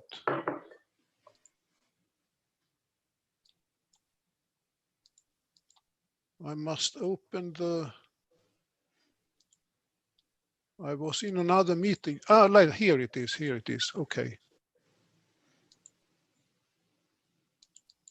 So when I saw the invitation, when Stefan invited me here, by consciously misreading, misinterpreting the title, I saw my own counter narrative. And you see it in the above field here, a liberal teleology. I know that this is not Stefan's approach, but as a contrast to what I'm going to say, the period of mine is not 1975, 1989. It is the early 1970s or the 70s until the 2010s. And you see why I insist on this period. It is another approach. It's a crisis-driven history, and it is about the never-ending world poverty. 1971, the Western, as we know, the Western Western Bretton Woods order collapsed and the dollar collapsed. And the reason was that it couldn't stick to its gold commitment, and this had with the financing of the Cold War and the Vietnam War in particularly, and this collapse created or triggered a high inflation and a free floating currencies, and these of course provoked particular problems for those countries who had their export contracts in dollars, and this was particularly valid for the oil producers. And this led to the oil price shock in 1973, and then a second version in 1979. This was a crisis, understood as a crisis in the north: mass unemployment, high inflation, and in the south it was poverty and food. And these two crises were taken, entangled and taken together. And I think this was a new dimension, a new global conflation at the crisis time, which we hadn't had to the same extent previously. This oil crisis, which was kind of taken in many parts of the rich north as a confrontation from the south, even after decades of development debate and development aid and assistance to the poor countries, some people, and another part of the North was, of course, after '68, and so the social movements was very much favoring and sympathizing with this rise, which was called the claims for the new international economic order. This was the oil price shock. Some people thought that this could be the model for a rise of the third world. And the leader, one of the leaders here was the Algerian president Boumedienne, Ouari Boumedienne, who claimed that the United Nations should call for an extra session of the a special session of the General Assembly, which was held in 1974.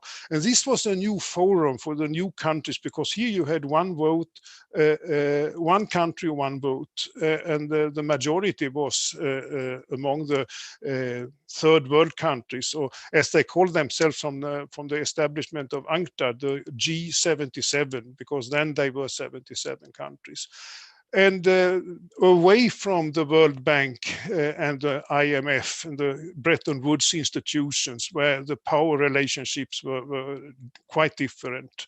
And they now, in the wake of the oil price shock, they claimed a new monetary world order, national control of the multinational companies, even a possibility to nationalize them, of course, with compensation payment to the multinationals, but still they had the sovereignty over the raw materials which the MNCs exploited.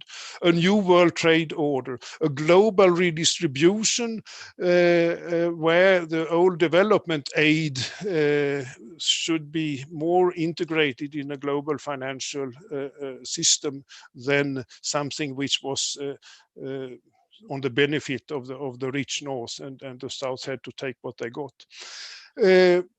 This was the background of the Brandt Commission, which was established in 1977 and worked until 1983.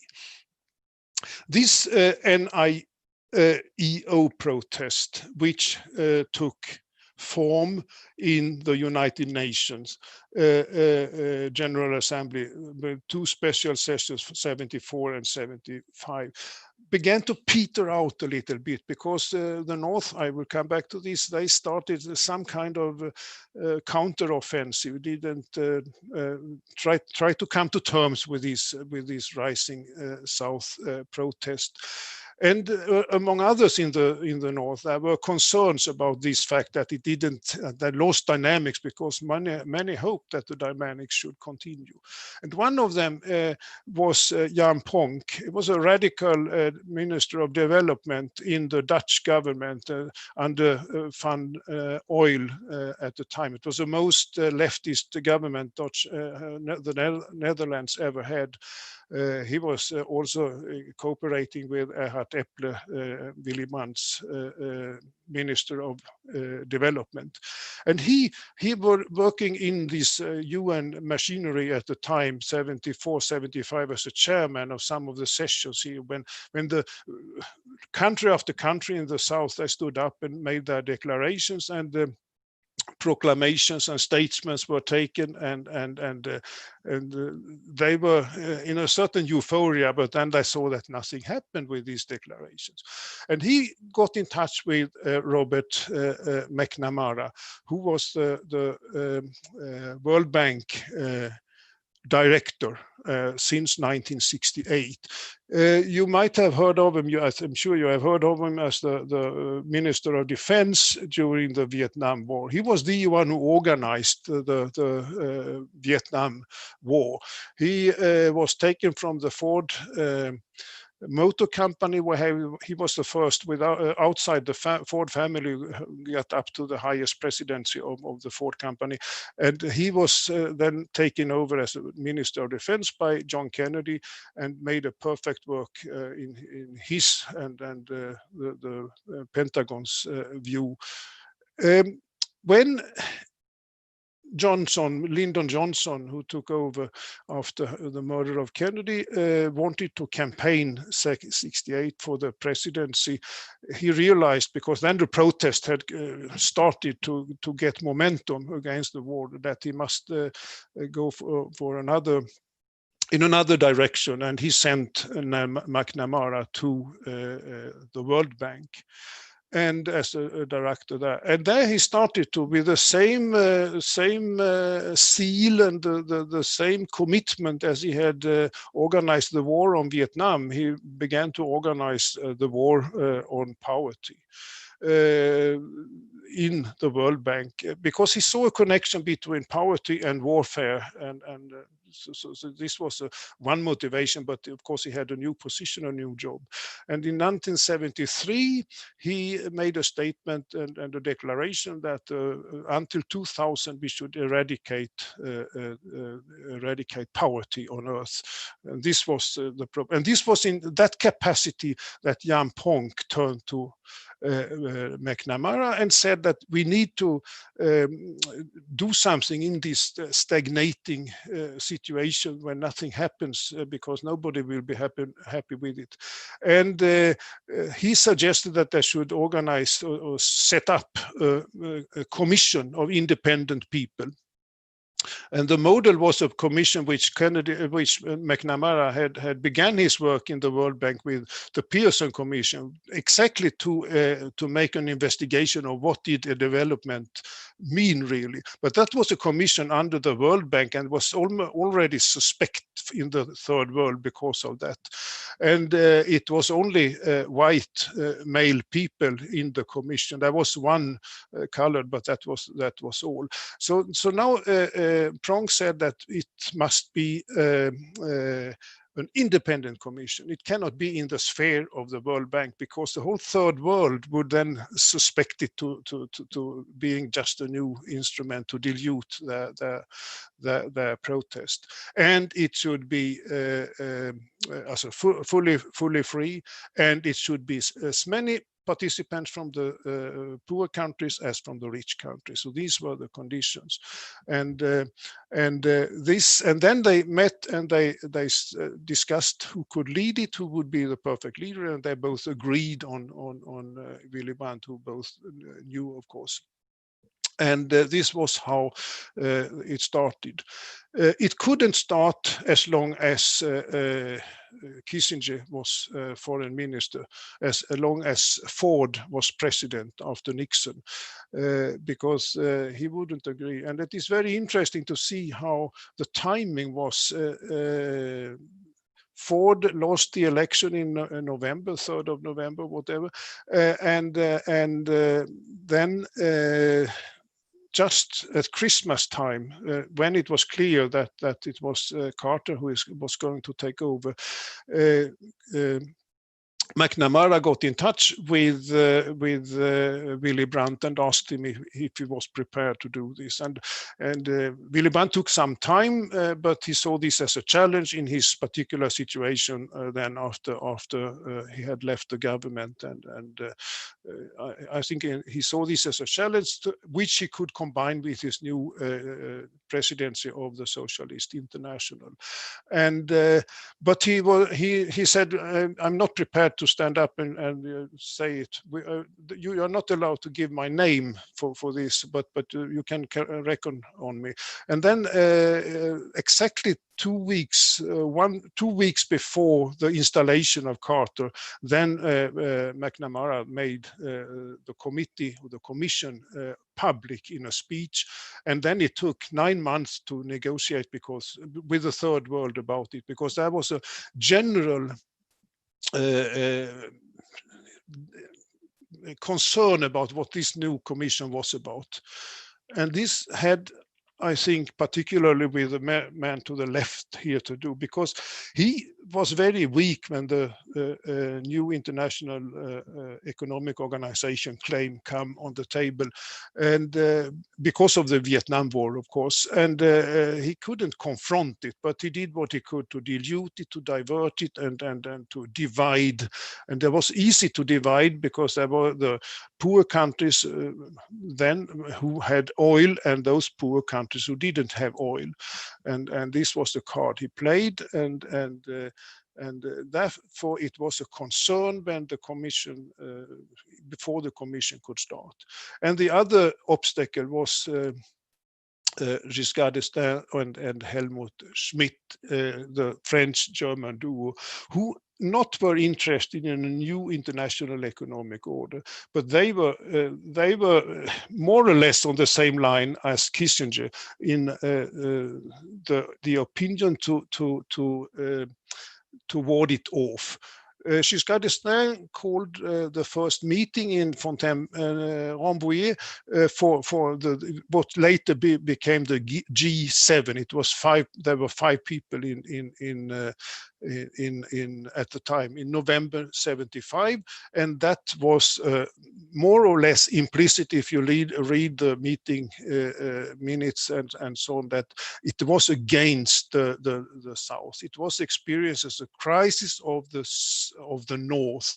So what was a possibility in the South had now been integrated in the perception among the leaders as a crisis in the North, and the South was not the whole poverty crisis and all that was gone. But this was one opinion in Europe, in the rich North, of course. The other current was this one, which Jan Ponk represented, the radical current who sympathized with it.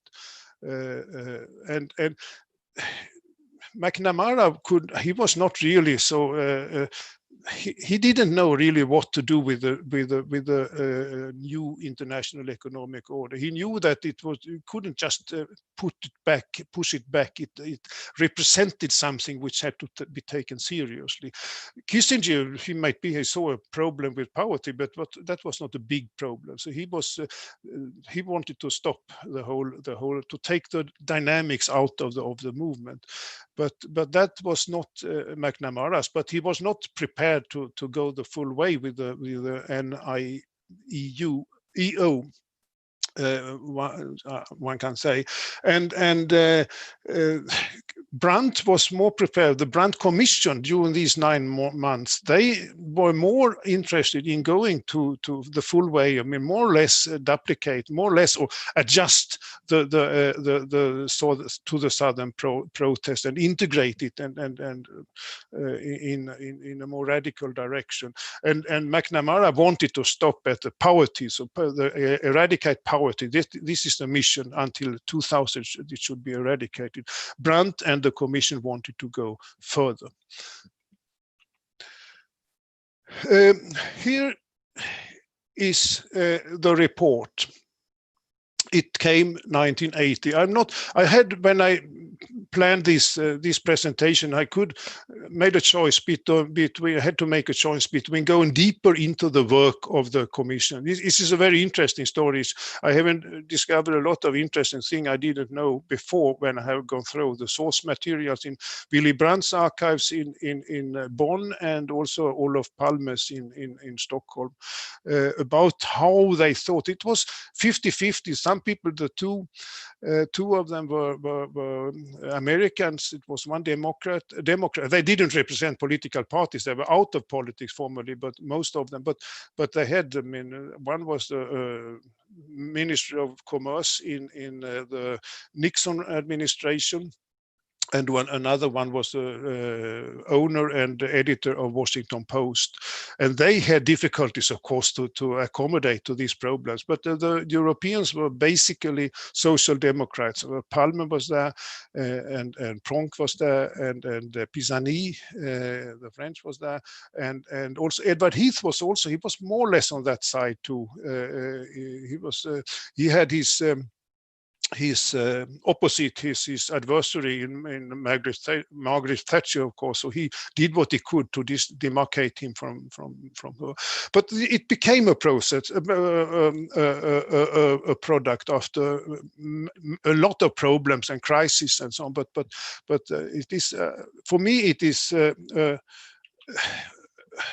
very impressive project for the time, and this is why I think it is worth to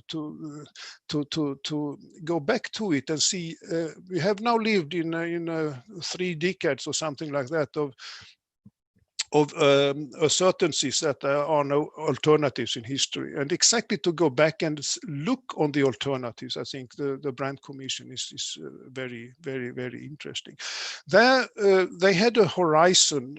It was a vision. It was a visionary report, and there was a horizon 2000. That was the times they looked for, and they drafted a new monetary world order around World Development Fund, which should, they said, okay, IMF and the World Bank should stay on, but they were not the new focus anymore, the center of the new, that was the new World Development Fund. And this should be financed by an international taxation. And they made proposals of what they could, taxes on travel, on trade, on a lot of things. Had a systematic list of what they could tax. And this fund should then recycle. It should then be the center of a global redistributive Keynesianism from the rich to the poor, where the poor should also, in a kind of Marshall, there's a combination of Keynes and Marshall here. They should industrialize, they should be able to give value, have value added on their products, and then the things should start moving. And it should also be a clearing between deficits and surpluses, not like in the Bretton Woods order, but that is another thing. But he was what Keynes had said already in Bretton Woods, which the Americans refused to agree to. That was that instead of dollar, there should be a world currency in order to make this deficit surplus clearing possible. And they also had a very much of the Club of Rome debate in it, the renewable energy resources, and a new code of conduct for the multinational companies. And the crisis horizon, that's at the end, they had a crisis horizon. They had an emergency program. This was a long-term program here. And they had a crisis horizon, what immediately had to be done. When I'm just finishing now, I have 2 minutes. 2 minutes is okay. Yeah, that's fine. Yeah. This report, it was sold in it was sold, I think, and distributed in 350,000 copies. Most of them in the rich world, of course, ironically meant, and translated into 21 languages. It was it hit a nerve in the debate when it came 1980, and it was debated in the social movements, in social sciences, which were radical after the '68 movement, and it was, of course, debated in the South also, but it was silenced at the top level. It was hardly mentioned in the G7 meeting in Venice a few months later. In June, they had a meeting. This was handed over in February to the General Director of UN by Brandt and a few other peoples there, because they were keen to hand it over to the United Nations, and that was, of course, a symbolic gesture from what you have heard. And it was as I say here, renewable energy sources and a new code. So they didn't really get the integration in a new knowledge regime of ecology and economy, but they saw that this is the way we have to go. And then when this came out, and it was more or less endured by the top leaders, then they decided to stay on and fight for the crisis horizon perspective 1985. And this was the moment, I think, where the utopia, the vision, went over in a kind of apology. This is, as Matti Koskiniemi has written about, from utopia to apology. This was exactly what happened here. The utopia disappeared and it became a kind of defense against the neoliberal wave, which then began to get momentum. Beginning Nixon, Reagan was president in America. So this was, and then they wrote the second report, 1983. That was common crisis, they called it. The first one was as you saw, North-South, a program for survival. And the second was common crisis. And that was, they culminated with the first report, and then they were absorbed by the whole neoliberal offensive. Keynes was dead at the beginning of 1980. And Keynes was the so to speak, point of reference in economics. I think making Keynes global, that was the thought. So I of course, I stop here because this, I think I have exhausted my time now. Well, thank you very much, Bo, for this interesting presentation. It's also interesting to compare with the first presentation by Rasmus, where you had a document, the Helsinki Final Act, which became then unexpectedly consequential, where in your case there's a report with very high expectations that on some level runs out in the sand, right? But now we have a more in-depth comment by Bernd Rother from Berlin, from the Willy Brandt Stiftung. Yeah, thank you. You hear me? Well, my comments refer not only to what Bo just said, but also to a paper from Bo that I received some days ago by Stefan. And so I make comments on some things that were that Bo did not say now, but I think that this could stimulate the discussion. In this paper, Bo Stråth says that the Brandt report belongs to the most important unfailures. It's a nice term, and it's a very descriptive term. The most important unfailures of last decades. And well, of course, I also agree that the Brandt report came untimely and that it has its deficits. So you could call it failure, but I would prefer indeed unfailure. And I do so because I agree also with a statement made by Paul Wilkinson in his very short introduction to international relations, where he says that the Brandt report was, I quote, the last really serious effort at designing a comprehensive international development strategy. And this remains true until today.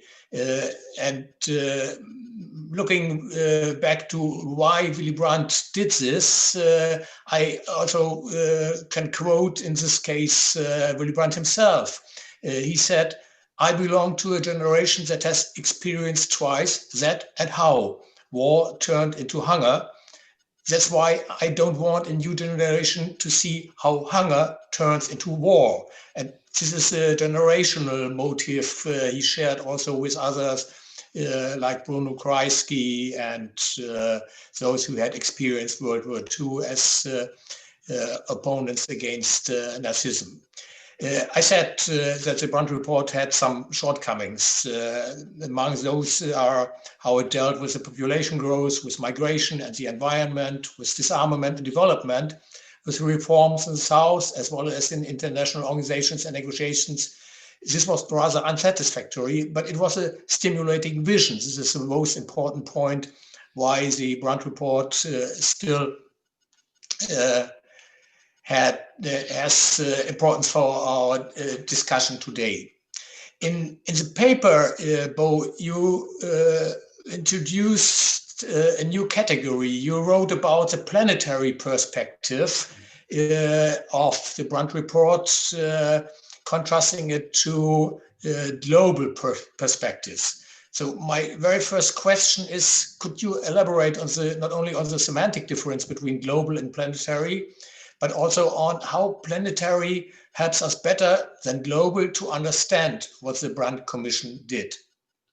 And my second question refers to, for me, a little bit striking void.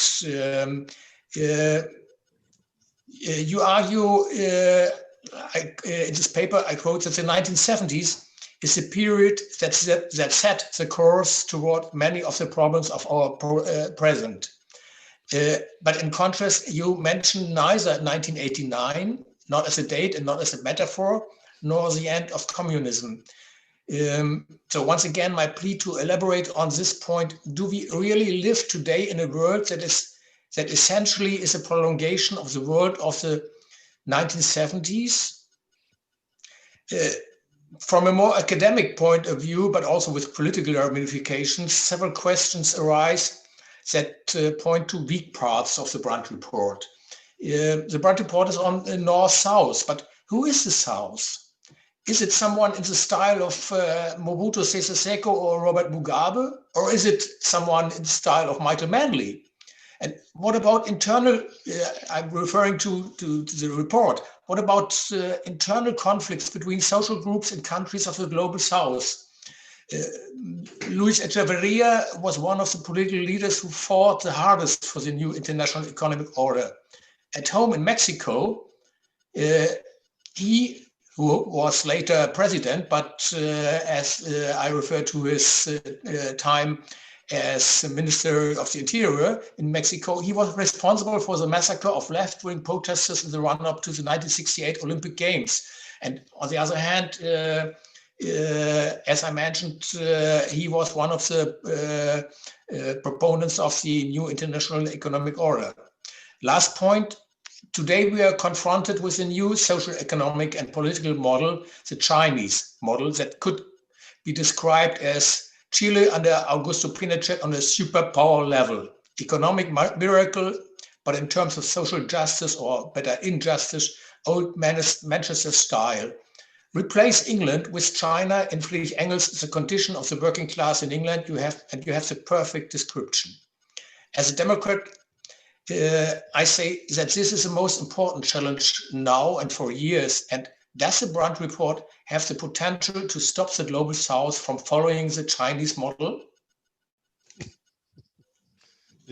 Yes, that is. Thank you very much, Brandt. It's an excellent comments, and this demonstrates that and that was never my intention. My intention was more to provoke questions than to really provide answers. But of course, it's not either nor the one or the other. Is both. But let me begin the question of periodization here. What is important if we look back on the last 50 years of world history? I think the more we look on the present, the less important is the 1989, because after this euphoria which emerged in 1989 has not been redeemed. You see that democracy is on retreat all over the place. And I think this is the framework of my book. You got the prospectus of my book, and this is where I explain where the Brandt Commission comes in as a central point in the book, as an illustration of a broader. The title of the book is The Brandt Commission: The Planetary Perspective: Reflections on Competing Knowledge Regimes and the Global Embedding and Disembedding of Capitalism. So this is the framework of the book I'm writing, and if you see it in this perspective, I think the 1970s is a period we have to go back to see what opportunities were there in this crisis situation. And the crisis situation was exactly caused by the Bretton Woods order. And what they had in mind, that was a brilliant idea, the Brandt Commission. That was this combination, this World Development Fund, because the problem with the whole Bretton Woods idea was that surplus, the idea was in the theory that they should balance each other, surplus and deficit countries. But what happened was that only the deficit countries had to make adjustments. And these adjustments were austerity politics. This is all the way is that. But the surplus countries, they didn't need to do what they were expected to do, what they had to do, would have had to do. That was to invest their surpluses in the deficit countries or to buy more from them. So you would then you would get an this never happened in practice. And then you got the crisis in the 70s, and you got the same crisis in 2008. The only country which could do whatever, deficit or surpluses, didn't play any role. They didn't have to adjust to anything. That was the dollar owner. And they just continued to print dollar, and they went from surplus to deficit. And then the whole world invested their surpluses then in the United States. And that was what was the next crisis in 2008, so to speak. That was what Varoufakis has described as the Minotaur. It was the invocation of the Minotaur in that was the dollar absorbing, and you have the next speculation. So this was what Keynes had tried to describe in Bretton Woods, and this was exactly the point what the Brandt Commission took up. So that was a brilliant idea, and the problem is still with us, I think. So this is, I think, the framework we should talk about, and the planetary perspective. Yeah, this is. I think Deepa Chakrabarti in his coming book, it's just, I don't know, it hasn't come, but he's about to finish it, on the Anthropocene and the environment problem and so on. He, and also from another perspective, Akile Mbembe in Johannesburg, who has written about hospitality, and they are both arguing for a planetary perspective, and that means, so to speak, to get rid of the globalization language, so to speak, to get a new perspective and to get more cohesion. And you see the world in a different perspective if you talk about the planet and if you talk about the world as a market. So this is, I think, the conceptualization, and the Brandt Commission used it, and particularly the more or less unofficial spokesman in the Brandt Commission, Sridhar Rampal, he came back and he pushed Brandt all the time and said, stick to the vision. Where is our utopia? All the time. And he used also this, we need a planetary perspective here. So, and Brandt, of course, nobody had to tell him that the need for visions. And he had to suffer for this opinion, as we know, I think. But so I think, yes, this is, but thank you for for your comments. And I felt that I should explain the background a bit, but you have got it perfectly. But for those who haven't seen the prospectus. Thank you very much to both of you.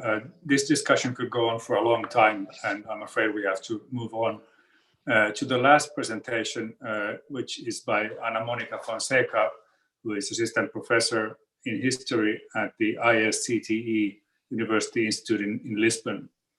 And Mónica has focused on Portuguese democratization and relations with German social democracy in particular, and that period more broadly. And today, her title is The Portuguese Socialist Party Between Democratization and the End of the Cold War, National and International Challenges. So over to you, Mónica. Okay, thank you so much, Stefan. Thank you. And I obviously would like to begin by saluting and thanking Stefan and Luís Nuno also for the invitation to be part of this webinar. Like Luís Nuno, I'm also very sad that we cannot be together in person in Helsinki. Obviously, that would be even more interesting, but still, I wish to say that I'm very happy to be here in this in this format. Obviously, I also wish to salute all the previous speakers and commentators. It's been very interesting and very intense debate about all those issues. And I'm very happy to say that I'm part of the Nowall project. So I also wish to salute all the partners that are here assisting and participating. So between the process of democratic consolidation in Portugal and the end of the Cold War, the Portuguese Socialist Party went through a process of adjustment to the political challenges it faced. These challenges were both internal, as for example, the severe economic and financial crisis that Portugal lived in the end of the 70s and again in the beginning of the 80s, but also were also external, as for example, the accession to the European Economic Communities. So I will begin in this brief presentation by describing the evolution of the Portuguese situation and then trying to explain the adjustments that the Portuguese socialists did both internally and more or less in the international arena. So the first constitutional elections of the 25th of April of 1976 marked the beginning of the consolidation of the Portuguese democratic regime. In fact, together with the presidential elections of the 27th of June that year, which were won easily by General Ramalho e Eanes, who enjoyed the backing of the parties, all the parties right to the communists, and the local elections, the municipal elections of the end of that year. This was the moment when the democratic institutions began to fully functioning without any doubts regarding the nature of the Portuguese regime. So it was the establishment of the constitutional regime in full functioning.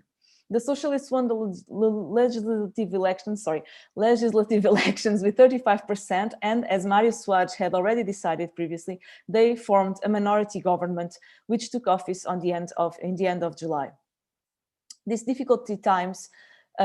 were difficult times for a minority government. The socialists had 107 seats in the parliament against the 73 seats of the Popular Democratic Party, the PPD, and 42 of the Central Democratic, Social Democratic Center, the CDS, which summed together 115 deputies. The challenges were internal and external. On the one hand, the country was in a very difficult economic situation, still as a consequence of the events of the revolution and the nationalizations that affected great part of the financial and economic sectors. Insurance companies, banks, newspapers, several companies, large shipping lines, most public transport, some TV and radio networks, important companies in the glass, mining, fishing and agricultural sectors were all nationalized during the revolutionary process in Portugal. Additionally, the socialist government faced enormous economic and social social problems, such as a huge inflation, high unemployment, falling wages, and significant influx of Portuguese settlers from Africa who were accommodated mostly by the public services. The minority government faced also important challenges in the foreign policy. The major one was to accomplish the full membership of the EEC. This goal was stated in the Soares' first speech in the parliament presenting the government's program. The reasons for such a decision were clear. First, after the fall of the Portuguese colonial empire, was necessary to to review the country's international position, and the logical option would be to become part of the European Economic Community. Second, still following the speech of Soares presenting the government's program, second, there was a structural reason. Greece had already presented their candidacy to the EEC, and Spain would follow suit. Therefore, Portugal could not be excluded from this moment. Lastly, Soares presented a third reason: becoming full member of the communities would assure the consolidation of Portugal's young democracy, something that was valid for all the 3 Southern European countries. Obviously, there were also strong economic reasons for such a decision, but Soares chose to present especially the political ones to the parliament. What followed is well known. Soares and his Foreign Affairs Minister, José Medeiros Ferreira, visited all Western European capitals in order to obtain their agreement to the accession requests and began negotiations as soon as possible. From the political point of view, mostly all of the EEC governments agreed that Portugal's accession to the communities was determinant for the consolidation of democracy. However, the economic difficulties of the country, as well as the fact that there was now an Iberian package, as Portugal's request was analyzed together with the request presented by Madrid a few months later, were a major challenge to the communities, in particular to France, who feared the competition of Spanish agriculture. Having this in mind, the first constitutional government had to deal with the internal and external situation that was very hard. Due to the economic difficulties, it was necessary to have the International Monetary Fund's intervention, which was negotiated between 1977 and 1978, which led Soares to be presented as a beggar asking for foreign money by the opposition. On the other hand, Soares' government was also responsible for the approval of some of the most important and urgent legislation regarding the political future of the country. The Agrarian Reform Law began the gradual decollectivization of the agriculture, reversing the land occupations that took place in 1975. The law of the delimitation of the public and private sectors was fundamental in a time where the state, because following the nationalization policy of 1975, owned or had important amount of shares in almost all sectors of the economy, including many small and middle-sized companies. This law defined for the first time after the revolution in which sectors private capitals could be invested. Above all, this law allowed the return of the private activity in the Portuguese economy. All in all, and despite its difficulties, the first socialist government was able to pass some of the most important laws that allowed for the stabilization and organization of the Portuguese state according to the new constitution. In other words, it allowed the normalization of the political, economic, and social life, adapting the revolutionary initiatives to the discipline of the rule of law.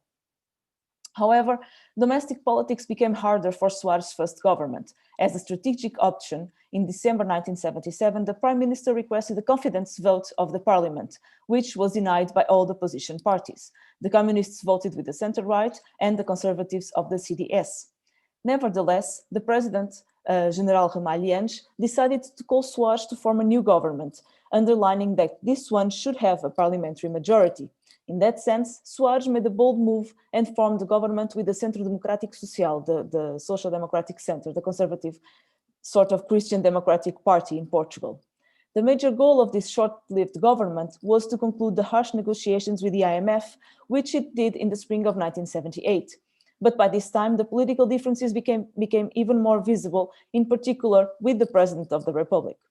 Ianch eventually dismissed Soares in July 1978 and began a period of governments appointed directly by him. The socialists were now in the opposition.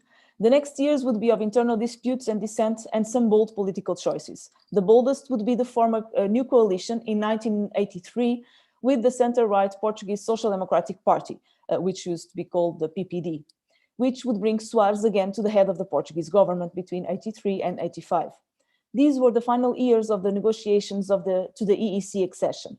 The day after Soares' signing of the European treaties in June 1985, the PSD ministers, so the other partner of coalition ministers, resigned and new elections were to be called. A new government led by Aníbal Cavaco Silva of the PSD took office at the end of 1985. Cavaco Silva would continue to be the Portuguese prime minister for the next decade.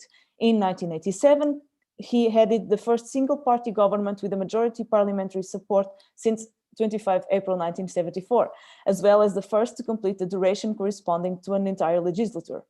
The socialists would only come to power again in 1995 with António Guterres, who is currently the United Nations Secretary General.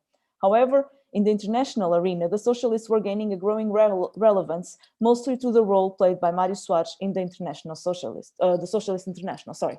And that's where I'm going to focus now. So Mário Soares became one of the most well-known personalities of the European democratic socialists after the events of the Portuguese Revolution. The man who had defeated the communists, supported by the leading figures of the West European socialist and social democratic parties, was now a major asset for the Socialist International. In fact, together with the Spanish Felipe González, the Iberian leaders had shown that the political solidarity was fundamental for the development of strong democratic parties, both in Portugal and Spain, particularly important in the context of democratization. The contacts between the Portuguese Socialists and the Socialist International, developed since the end of the 1960s, allowed Mário Soares to have a permanent contact with the main European leaders. Soares constantly informed his fellows of the Socialist International of his activities and asked for material assistance, which he received both from the individual parties as well as from the Socialist International. After the Carnation coup of 25th April 1974, the role of the Socialist International was somehow marginal. It was important to gather the different individual party supports and also as an additional international pressure element on the two superpowers, but had little intervention as an international actor by itself on the Portuguese transition to democracy. Meaning that the individual parties, in particular the West German SPD, had a much greater role in the international support to the Portuguese democratization than had the Socialist International as an institution by itself. However, the situation somehow changed in the end of 1976. In the end of that year, Willy Brandt took office as the president of the Socialist International, introducing and developing a strategy for the extension of the SI towards the so-called Third World, with Latin America occupying a permanent place in this strategy. This would be the foundation for closer contacts with Latin American countries, an initiative that would reach its peak in 1978. That year, a major conference organized by the Portuguese Socialist Party with the support of the Socialist International was held in Estoril, Portugal, near Lisbon, called Processes of Democratization in the Iberian Peninsula and Latin America, which took place from 30 September to 2nd October 1978. It was at that conference that the political personalities from Latin America, who would become main regional partners of the SI, met for the first time. This conference also highlights the prominent position of the Portuguese Socialist Party in this pioneering phase of the promotion of democracy strategy for Latin America by the Socialist International. Early in 1978, Soares led a mission to the SI to Latin America, becoming a speaker of the International towards that world region. To prepare the Estoril conference and following Soares' mission, there was a very discreet journey by a PS socialist representative, Bernardino Gomes, and by a representative of the Friedrich Ebert Foundation, who was Klaus Lindenberg. Through July and August 1978, they traveled all over Latin America to get to know the main political figures of the non-communist opposition in those countries. They went to Venezuela, Brazil, Paraguay, Uruguay, Argentina, Bolivia, Peru, and Ecuador, meeting many representatives of the political forces who would be later invited to the Estoril conference. This was a major event for the Portuguese socialists in itself. It could once again, and remembering the very famous congress called Europa Conosco, Europe with Us, which took place in March 1976 in Porto, in northern Portugal. So it could once again show how the European socialists were backing the party and how it had privileged contacts with the main European leaders, how the Portuguese socialists still maintain their privileged contacts with the main European leaders. Throughout the second half of the 1970s and until mid-1980s, there was a clear focus of the International on the political future of Latin America, and Portuguese socialists always played a leading role on that offensive, so to speak. In 1984, there was another conference in Lisbon where the democratic challenges in Latin America were discussed at the highest level by representatives of trade unions and political parties, bringing together this time not only the socialist and social democratic parties, but also Christian Democrats and liberals from Europe, Latin America, and the USA. This was an event that for the first time assembled the representatives of the three main political areas, something that was under discussion at least since 1976. It is also important that Portugal was chosen to host such a meeting, probably indicating that it had more power within the SI than Madrid, another logical option for such a meeting. 2 years after this conference, Soares was elected President of the Republic in early 1986. It was a sort of the closing of a cycle. Soares had become both the first Prime Minister and the first civilian President of the Republic elected in the democratic regime. From April 1973, when it was founded by Mustafa, until the end of the Cold War, the Portuguese Socialist Party went through a deep change in its strategic orientation. From the necessary revolutionary rhetoric of most intense months of 1975 and 1974 and 75, to the adjustments of being the party in government and also in the opposition, the socialists were able to adapt to the reality of the consolidation of the democratic regime. In terms of its international activity, the Portuguese socialists were also able to explore the experience gained during the democratic transition process and try to spread their influence through the Socialist International. Thank you. Thank you very much, Anna Mónica. We have various experts on the Socialist International among the participants, as you know, and Alain Granadino is one of them. He's from the University of Tampere, and he will now give a brief comment. Yeah, thank you. Can you hear me? Yeah, okay, very good. Well, first of all, thank you, Stefan, and also Luis Nuno for organizing this Nowall workshop and for inviting me to participate in it. And also thank you, Mónica, for your presentation on the national and international challenges that influenced the development of the Portuguese Socialist Party between the revolution and the end of the Cold War. And I found it very interesting. So the history of the Portuguese Socialist Party has fascinated me, especially for quite some time. This is a party that was created in conditions of clandestinity in 1973 in Germany, actually in Western Germany, with very little grassroots support and with one of the most radical programs among the European socialist parties, as you mentioned also toward the end of your presentation. Then a year after being created, the Socialist Party unexpectedly became the focus of international attention, right, due to its relevant role in the Carnation Revolution. And I would like to devote just 1 minute to the period of the revolution. Then the Portuguese Revolution became a kind of a laboratory for the European left in 1974. Showing the possibilities and the limits that socialists and communists encounter, not only for marching towards socialism, but also for cooperation or collaboration in Western Europe. The context of the European social democracy at that moment, the early and the mid 1970s, was one of ideological renewal. Some parties were turning to the left, as the French socialists led by François Mitterrand, which signed the common program of the left with the French communists and with the left radicals, the so-called Union de la Gauche. And the Portuguese experience and the role of the Portuguese Socialist Party in the revolution had a great impact, I would say a negative impact, for the international prospects of socialist-communist collaboration in Western Europe. It showed that this model that was put into practice in France was difficult to replicate. But the Portuguese Revolution also showed the value of transnational socialist or social democrat cooperation, as the key parties of the Socialist International heavily and successfully supported the Partido Socialista in its attempt to establish a Western kind of democracy in Portugal. So, as you pointed out, during the periods of the PS in government in 1970s and in the 1980s, the Portuguese socialist performance in power was constrained by the international and the Portuguese economic situation, the agreement with the International Monetary Fund, the effects of European integration, etc. You mentioned all this in your paper.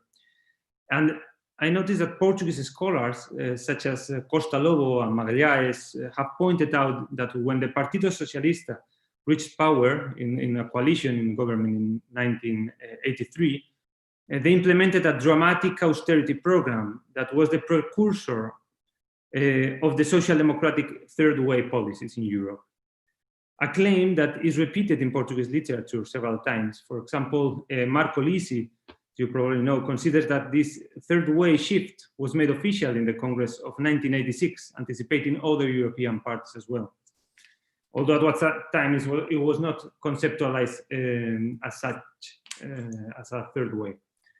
But taking all this into account, I would like to ask you if, as several Portuguese scholars point out, the Socialist Party was a kind of a forerunner in the process of social democratic neoliberalization. Could it be that, as it happened in the 1970s during the revolution, the Portuguese experience had any kind of influence or impact on the European counterparts? I myself would doubt about the PS being an influential example in this way, but I would like to pose this question to you anyway. And most important question perhaps is that if we accept that the PS was a kind of a pioneer in this process in which all the Western European social democrat parties participated to one degree or another, do you think that this was a path that the socialists had to take inexorably, or there were other options available to them or proposed by them in this period? Or as you point out also in your paper, was it a direct consequence of European integration?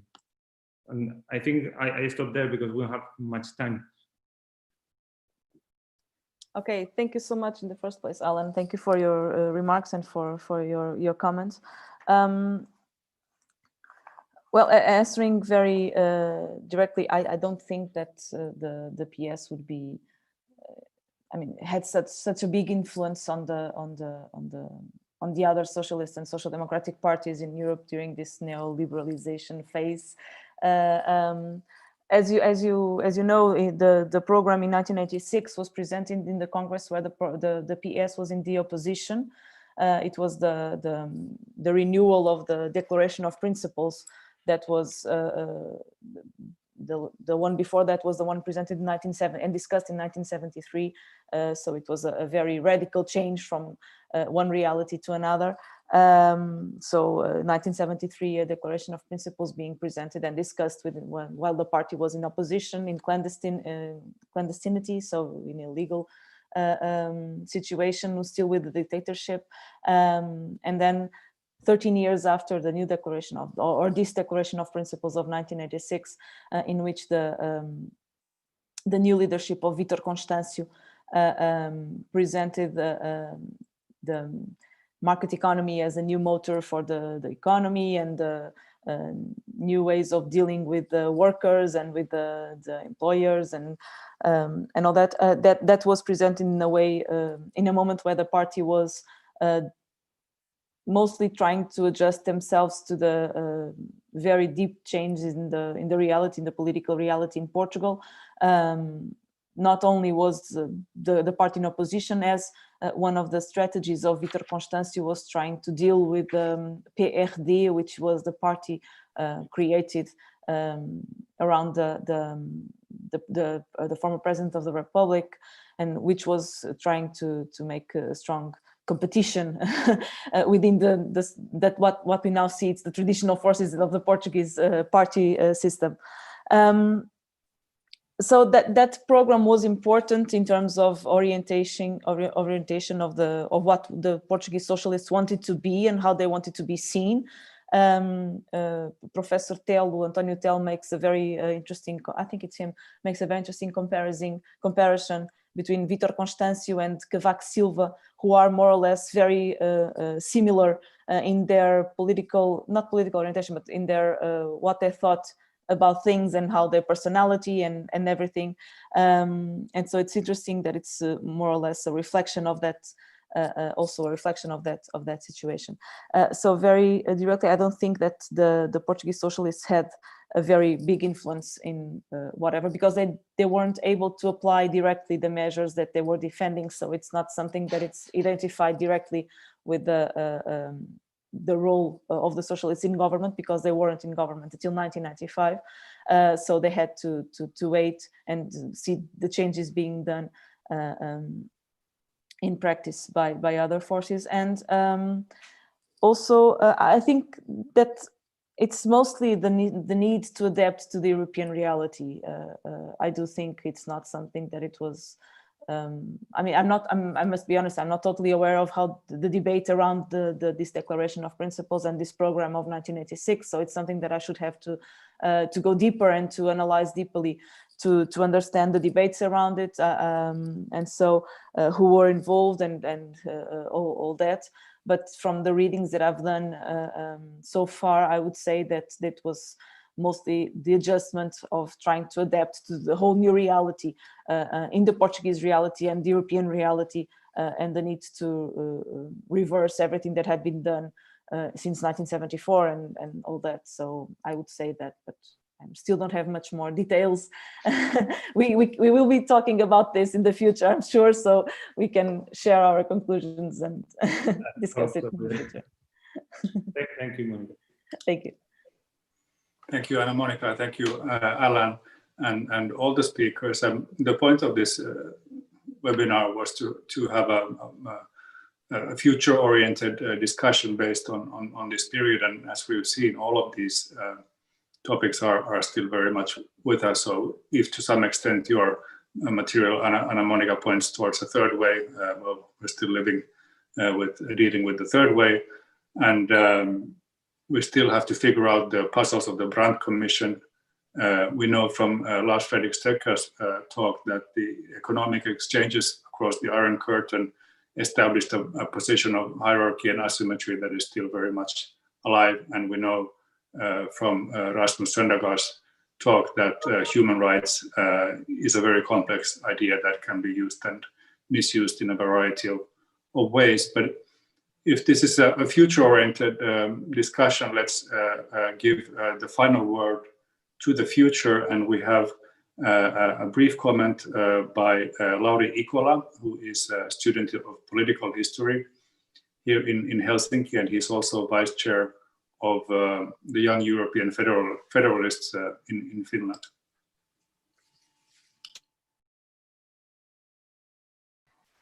Thank you, Stefan, and great thanks for inviting us to join this amazing panel and the discussions. And I think that, especially as a master's degree student of history, this was especially inspiring for me.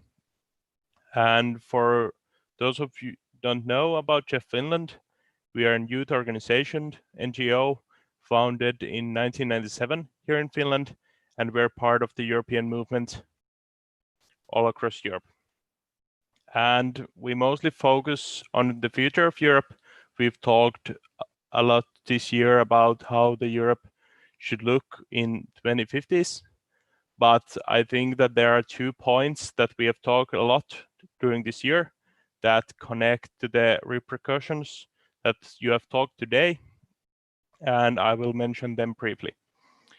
Firstly, concerning to the differences in Eastern and Western Europe, and specifically the different identities and meanings for the European formation. We've talked a lot about how the history of European Union and the story of peace is strongly constructed on the end of World War II, but very little is talked about the Eastern Europe and the perspective why they joined and how the situation where they joined was so different. And I think that it connects well to the discussion we had today. And other point that is even more important, we wish that for the future, the European Union could be a force that protects cooperation, working together for the planet, for improving human rights globally, and working for greater goals like the Brandt Commission in terms of global development aid. And we see that at the moment currently with the crisis we have with the COVID, but also with the crisis of democracy inside Europe, we think that the situation is quite worrying and there is problems with hope, but we also feel that there has been great discussion for the future and how we should work together also. But amazing thanks for the great discussion. Thank you, Lauri, and once again, thank you to all the participants. For my part, it has been really interesting and also a little bit frustrating because, as you know, the really interesting discussions at every seminar start now over a beer afterwards, and we'll have to wait until we get to the other side of COVID to reconnect. But I hope that we will have a chance very soon. So thank you, and have a wonderful Friday evening, all of you.